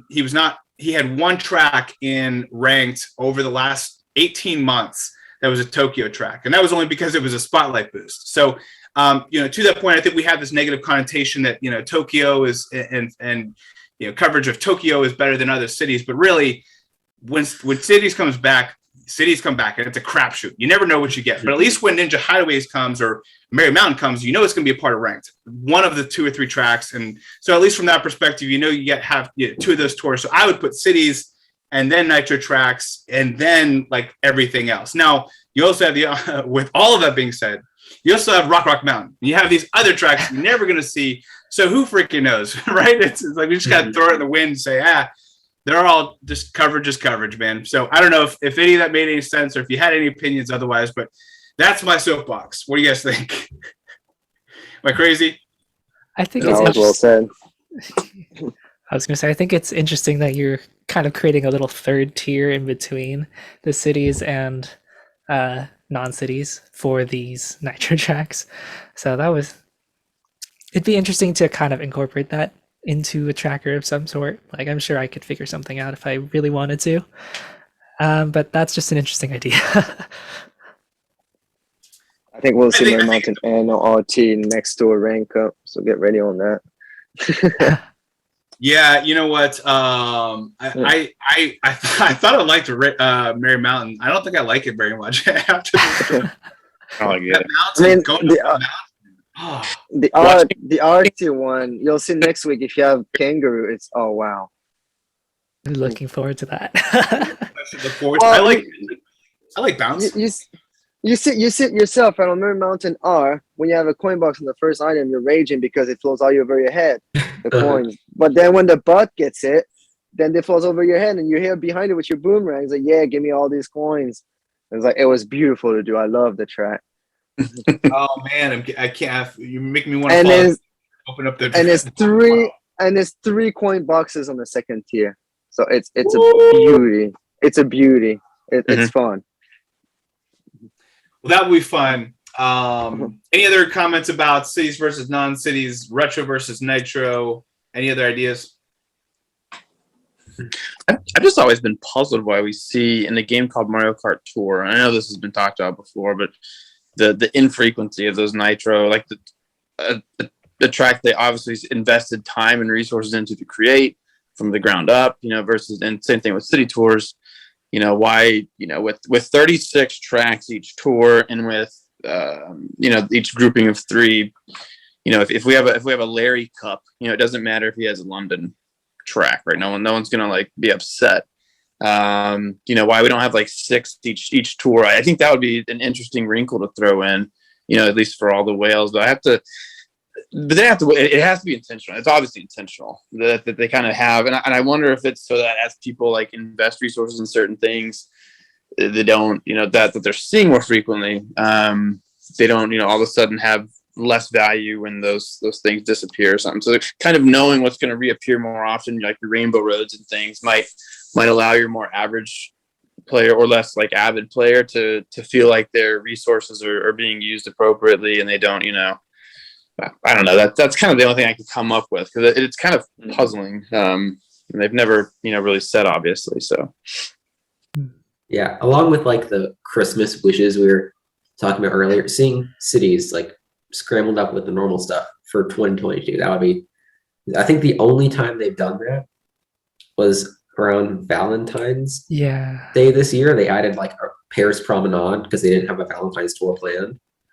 But seeing that would be awesome and really lift the game. Oh, I agree 100%. It's the exclusivity that they bring as well. The city tracks. You don't have them in any other Mario Kart. So that's what we wanted more. Mhm. You know, they tend to be a bit more plain. I think they're so good to play, you know? Yeah, it's like that terrible friend that makes a dumb comment, and then you challenge him on it, and then he doubles down, and like it's like no, I'm trying to convince you, don't double down, please don't double down on this like dumb idea. And so I think their dumb idea was like they don't want to have cities incorporated, and we're all asking you to please put cities incorporated. Like, all right, because you said that, Right. we're not only going to give you cities intermixed, but we're going to give you less cities this year. Like they're Mhm. doing whatever they possibly can to not give us what we want, which blows my mind. You're right, Chris. Like they've invested in it, they've built all these cities. What are they doing? What are they saving it for? Like I don't get it. Now, I will say I've noticed that most of the time when these cities do come back, that's their time that they're going to give all these buffs to these old stuff, like all this stuff from 2019 or whatever. It's like they're trying to they're like throwing them a bone, but it's like already been chewed. And I don't know. I don't know what they're doing with cities, man. It blows my mind. Why don't they do more with this game? And literally the community's begging them to do something. So we can only hope, man. We can only hope. New York Minute 1, man. New York Minute 1. Yeah, we haven't seen that since the first tour.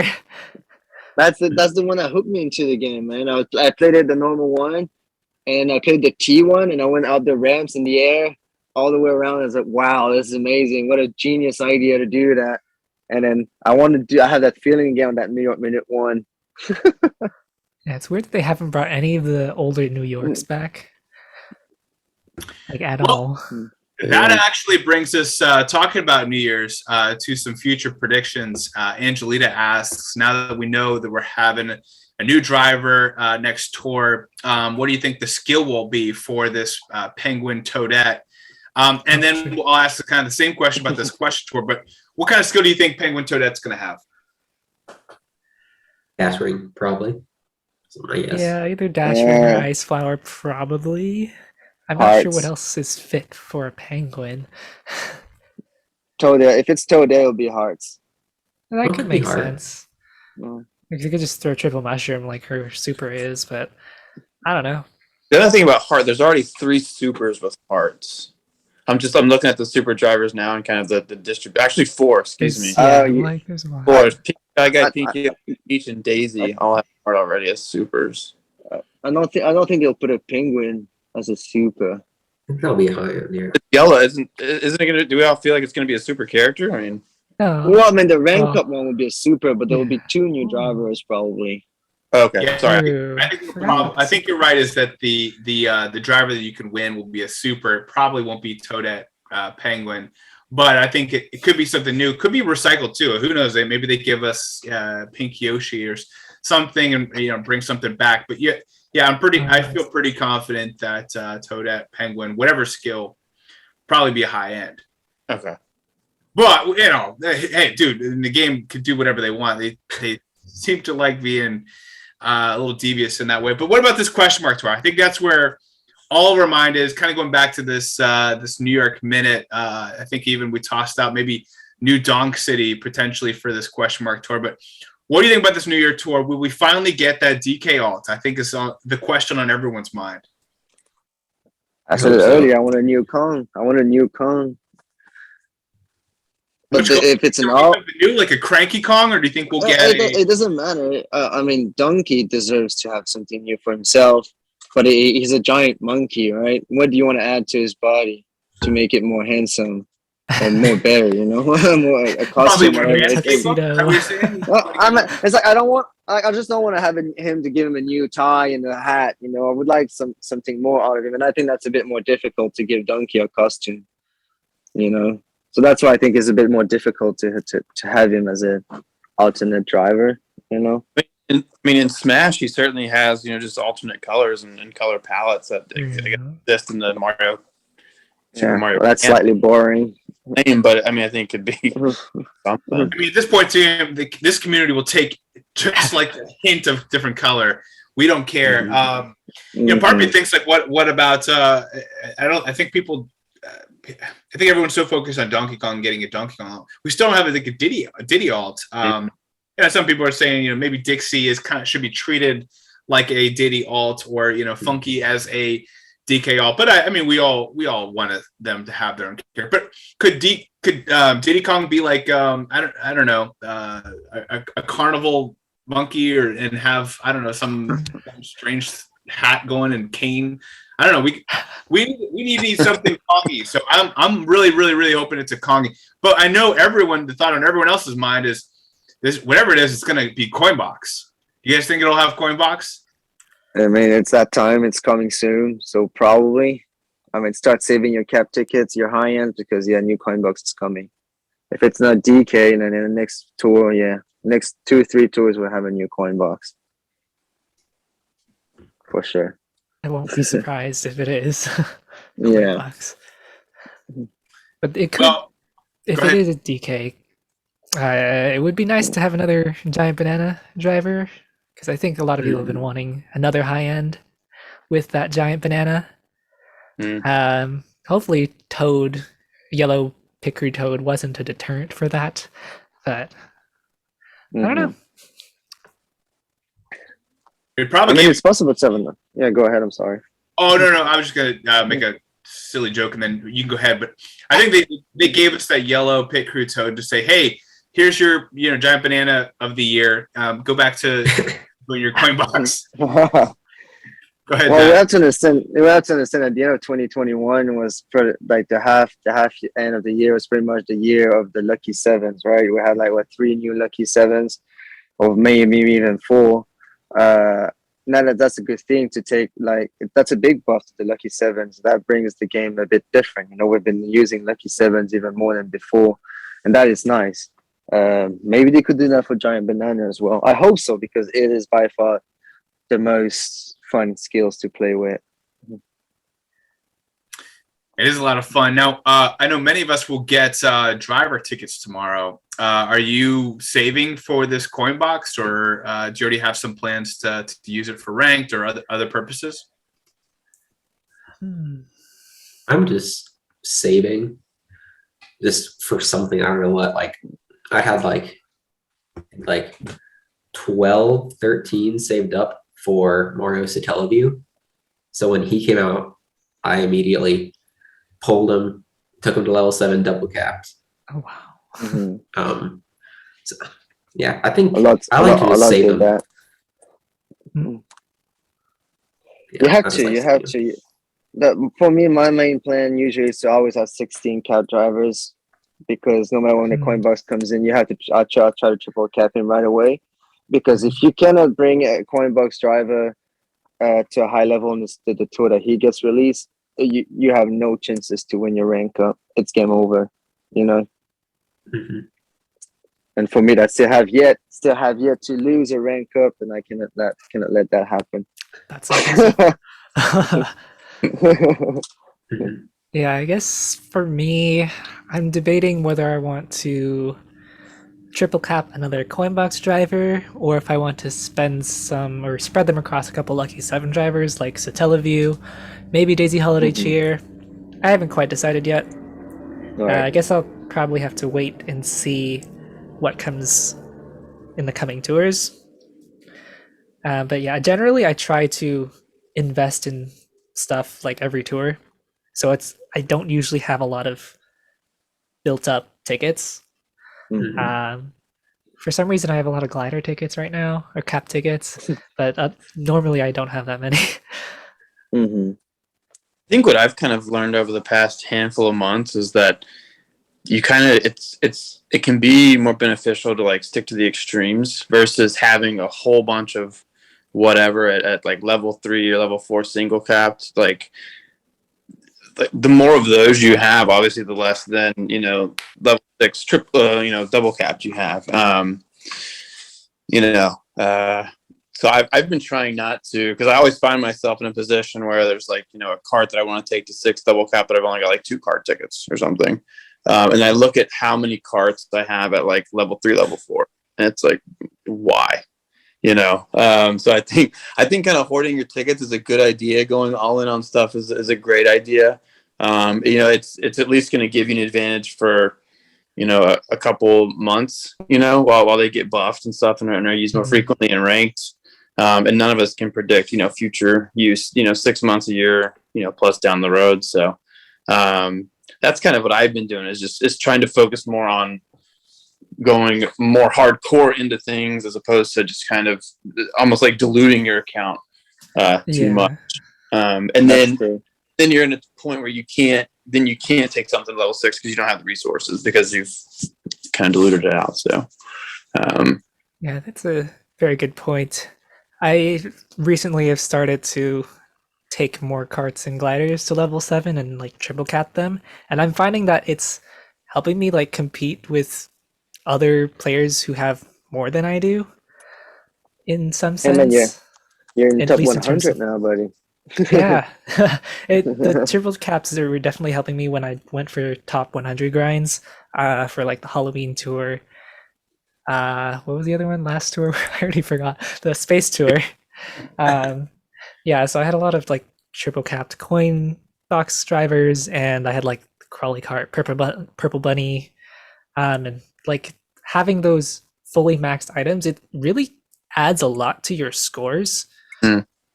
Like, it's kind of crazy.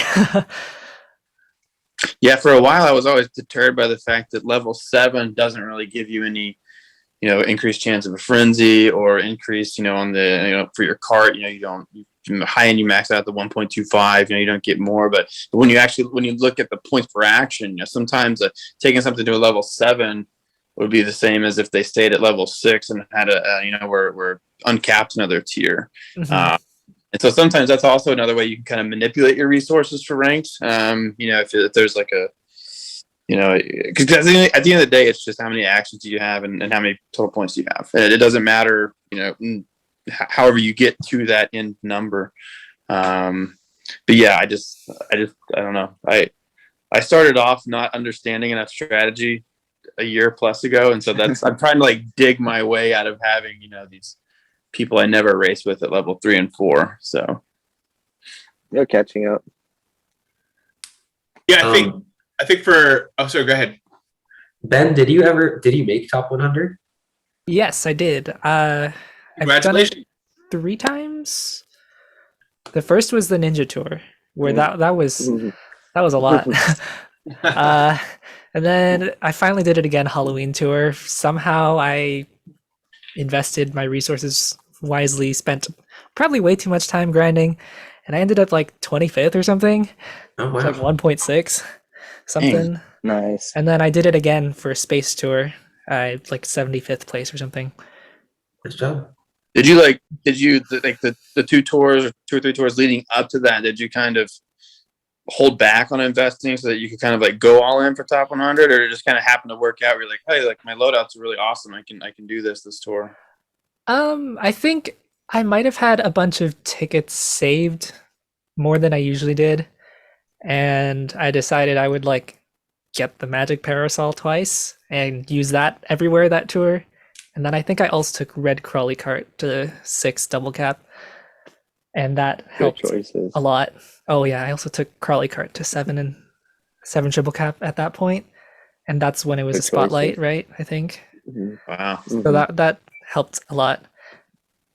I guess for further context, I didn't disclose this before, but I consider myself to be like, I would say like a dolphin level. I don't spend on packs too often, and I'm mostly gold pass, but there will be some tours where I buy like 2 or 3 packs, but then other ones I'll just only buy premium premium challenges, and that's it.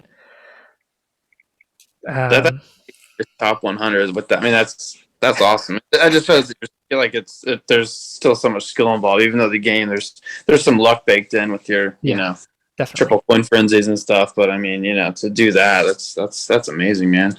Yeah. I spend money and I accomplish way less. So my hat's off. Thanks. It's all taking the time to do it, to get the runs. Yeah, having the time. I have a lot of time to do this, so Hooray! Hooray for coronavirus! Yeah, that definitely drove me deeper into the game for sure. Mhm. I think one of the biggest resources for World Cup ranking is time, and it takes a lot, and honestly, that's one of the reasons why I've been a whale is like I don't have the time, so I'm going to like overcompensate and just get better loadouts so that I can spend less time doing it. But it's been one of the things I've really enjoyed about the game, and I'm so glad that so many new people are enjoying that aspect. Who had like Tabor.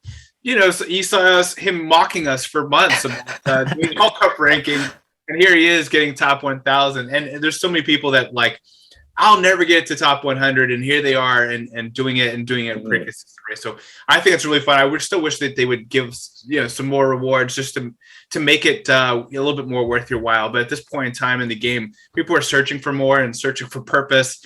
And if you haven't tried All Cup ranking, I think you'd be surprised. I think with some time and effort, if you have time over the Christmas break, New Year's break, take a look at it. I will say for this tour, kind of talked about on the rundown, I was like, you know what, I have a little bit of a break here for the holidays.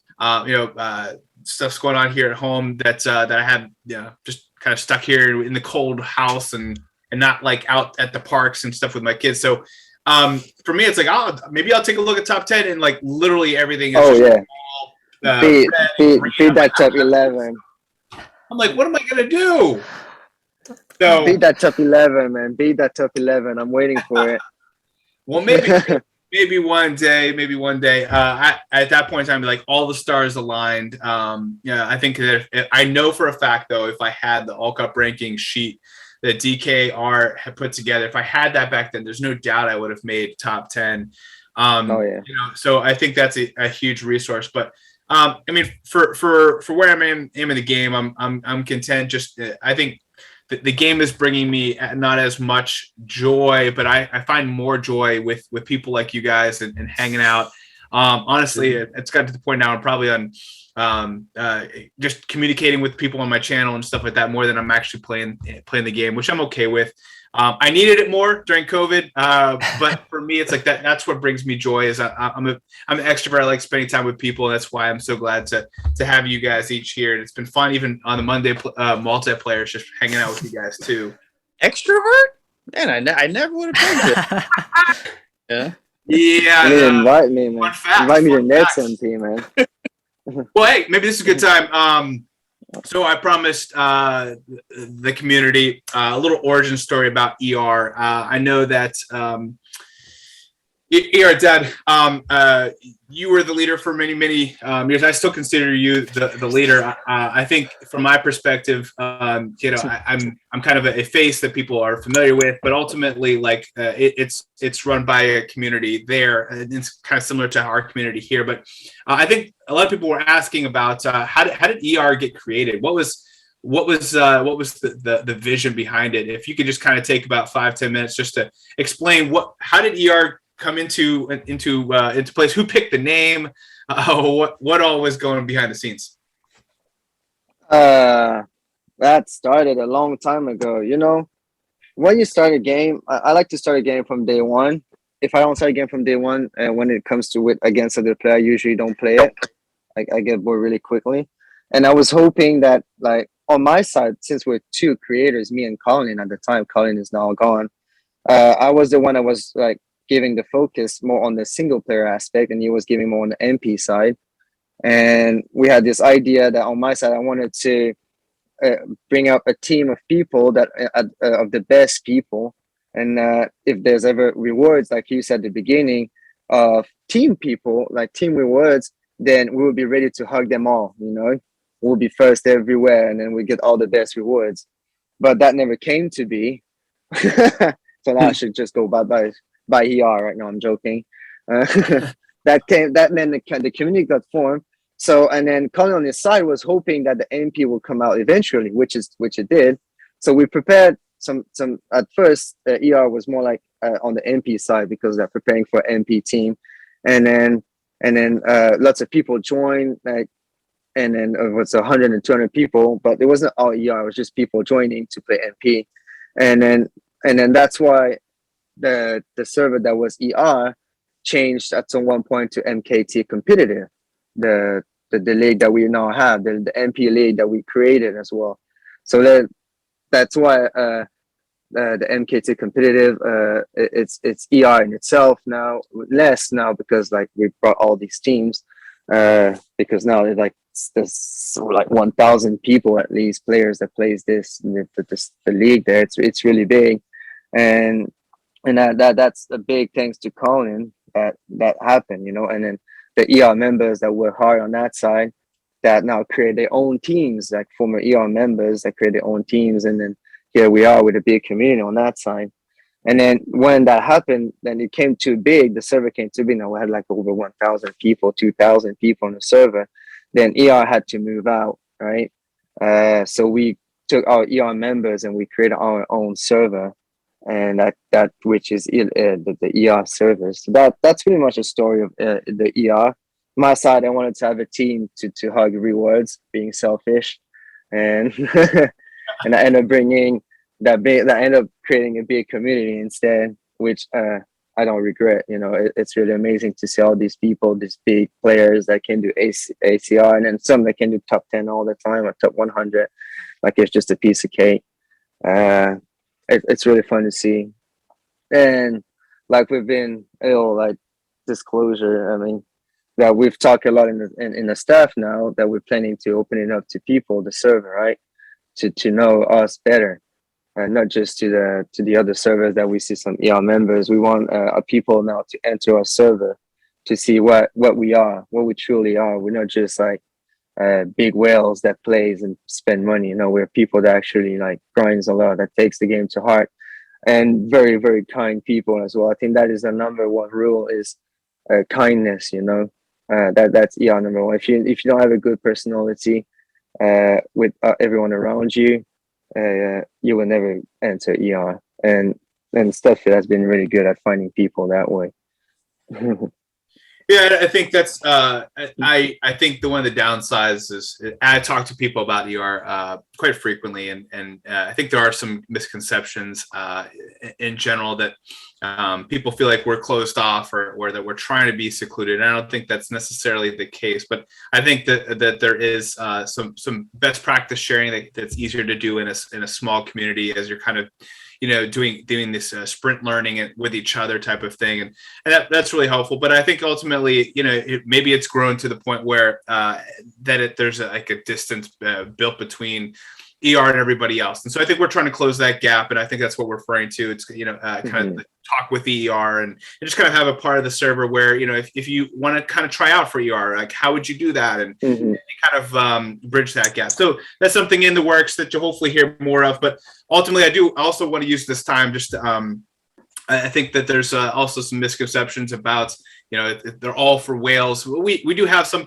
members who aren't whales, but just are, you know, very talented, or, you know, have played around with top 100, and we kind of see some potential, and by being in the server, they've risen to the occasion, and they've done really well, and have exceeded expectations phenomenally. So there's that part of it too. I want to say, kind of take this moment, just, you know, selfishly, I know last Kart Talk, we had a segment, actually it was a question posed by Nightrow about if you want to piss off as many people as possible. And Natalie had a question about, you know, calling people who aren't, who complain about the game, poor people. And I think it was all in light and jest of a great question from Nightrow. But also, I think I did have some people reach out and just say, hey, you know, I didn't feel that I didn't feel that was appropriate. So I would personally want to apologize that, you know, the general sense of that question was to just like, hey, who could piss off more people? This question, and it was more of a fun game. But I probably should have stepped in and just say, you know what? I want to make sure, and I just can't kind of take this PSA. I want to make sure that everyone knows that regardless of how much time or energy or money you put into this game, we are all equal. We are all enjoying this game the way that we can. And it shouldn't matter what kind of economic background you are from. And I always love hearing where everyone is coming from in the world, because we're all just a bunch of people who love a game about cartoon go-karters. And so I just wanted to apologize, make sure everyone knows that, you know, we don't judge anybody for how much money they put into the game, or if they are a whale or not a whale. We love everyone equally, and I just want to make sure that that is very, very obvious and evident. That is one of the things that we think is very important in ER as well. We want everybody to feel like the same. That's true. There you go. Well, to take it a little lighter, we have just a few more minutes here. But Jumboy actually asked a question about whale. Specifically, he asks, it's a term that we bounce around.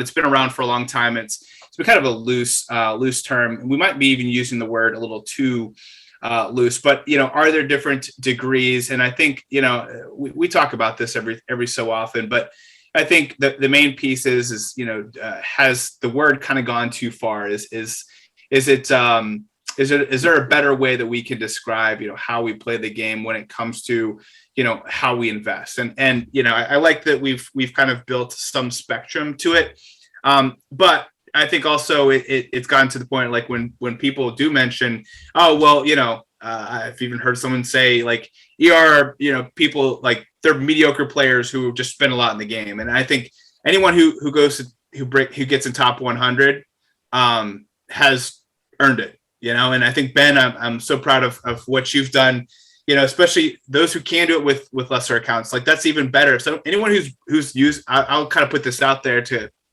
go for full circle on the ER part is if you are using the DKR spreadsheet and you're getting above 90% on every single track, come talk to us. We love to have a conversation. I think no, I'm serious. Like if that for us shows that you are a great player. I don't think there's anyone that's going for all cup ranking that is in ER that cannot do that. So I truly believe that those are to us and from my perspective, those are great racers. And so if you can do that and you're still looking for a challenge, that would be my challenge for New Year's is just go out there and see what you can do with the spreadsheet. I think you'd be surprised. I think top 1,000, top 100 is close to reach.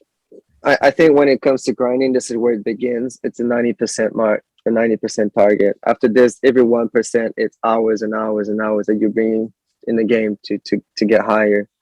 But you can't go high. Like Studfit said earlier, you have to expect that with so little now, you can go really high on the ACR, and everybody can be surprised. We have one in Hikaran, a Japanese player, very good. He's a gold pass only. Right, and he did top 10 on Kamek Tour. Gold pass only, so it's possible to go far with Gold so pass little. only? Oh my god! Yeah, he saved insane. stuff and he went all in and he went for it. Was his sheet So like anything is possible, 101% really. or something like that? Seriously. It was insane. So wow, that is So what knowing the past of what a whale meant, what if you had to redefine what a whale meant to you, what would you hope whale, the term, like meant? And I think for me, I think it's someone who's dedicated to the game enough to grind hours to get over 90%. To me, that is someone who takes the game seriously. And I think that I'm trying to take back the name. The name whale. It can mean something good. It cannot just mean the negativity that comes with it, right? The downside of being a whale. Yeah. You can spend a lot and not grind. I guess that kind of what would be a whale to me. You're just spending for spending. But if you spend and go over the 90%, I don't think you should call yourself a whale. I think you should call yourself more like a true player, a true dedicated player, I think this etiquette of being named whale, which is seen very negatively, should be removed at that point. Also, do you guys know Melody? Yeah, Yeah, she did like, amazing last tour. Yeah, she got like a 99 something total. She got over 200 actions on Koopa Troopa Beach 2R. Yeah, she did amazing last tour. Yeah, the shout out to her. That was incredible. Thanks so much. yeah, I can't even imagine on that track. That's so much patience is required for that kind of run. We got, I think it was like a banana, double coin, and 4 singles. Wow, that's insane luck. There's only 7 boxes on that track, or roughly 7 boxes. I don't know. I think it's Mhm. I mean, there's that extra one that could make it 4 per lap, but frenzies make it more complicated. Mhm. Anyways, I think for me, that like the term whale, maybe just from like watching movies about Vegas, kind of carries like a financial connotation or meaning to it, and then the way people interpret that is more reflective of how they feel about pay to win in general. To me, it's like a whale is somebody who buys packs every tour. A dolphin is somebody who buys packs sometimes.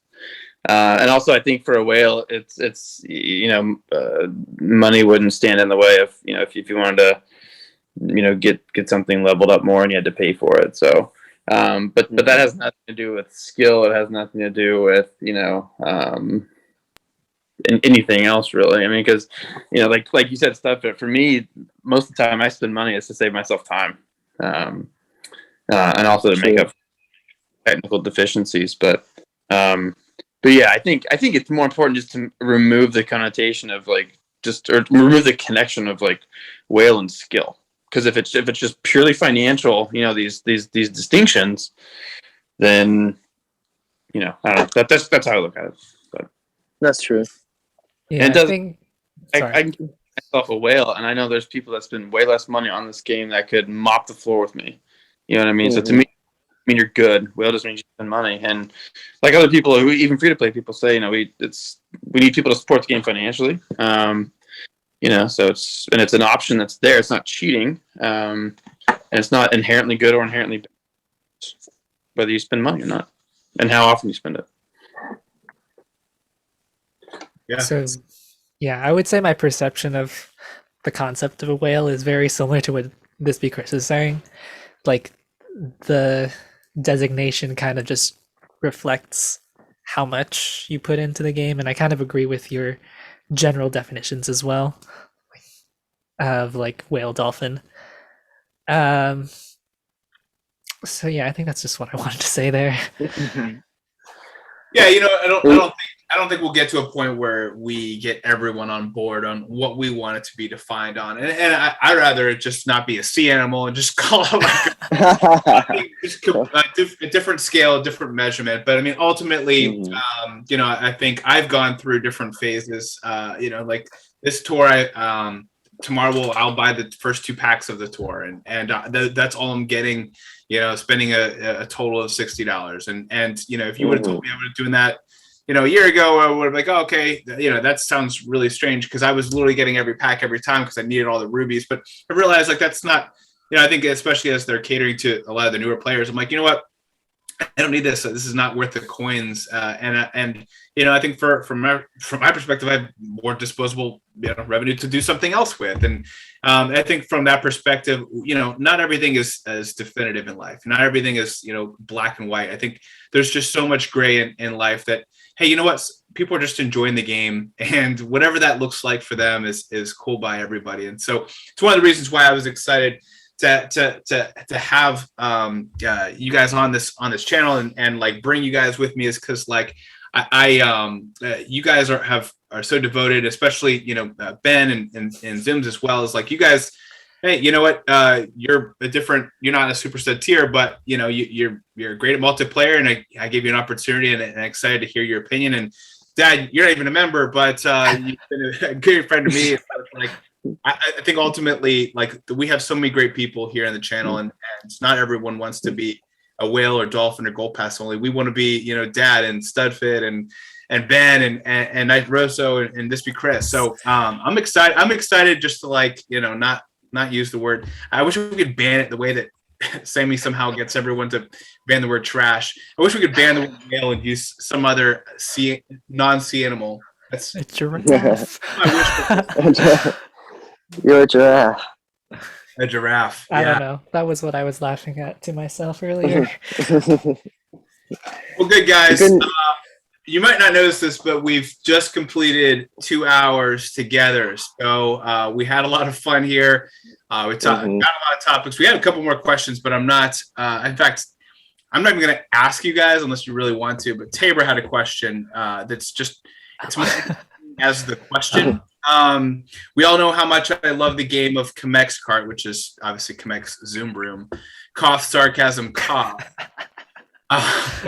Which of the following items with a possessive name would you like to see in the game the most?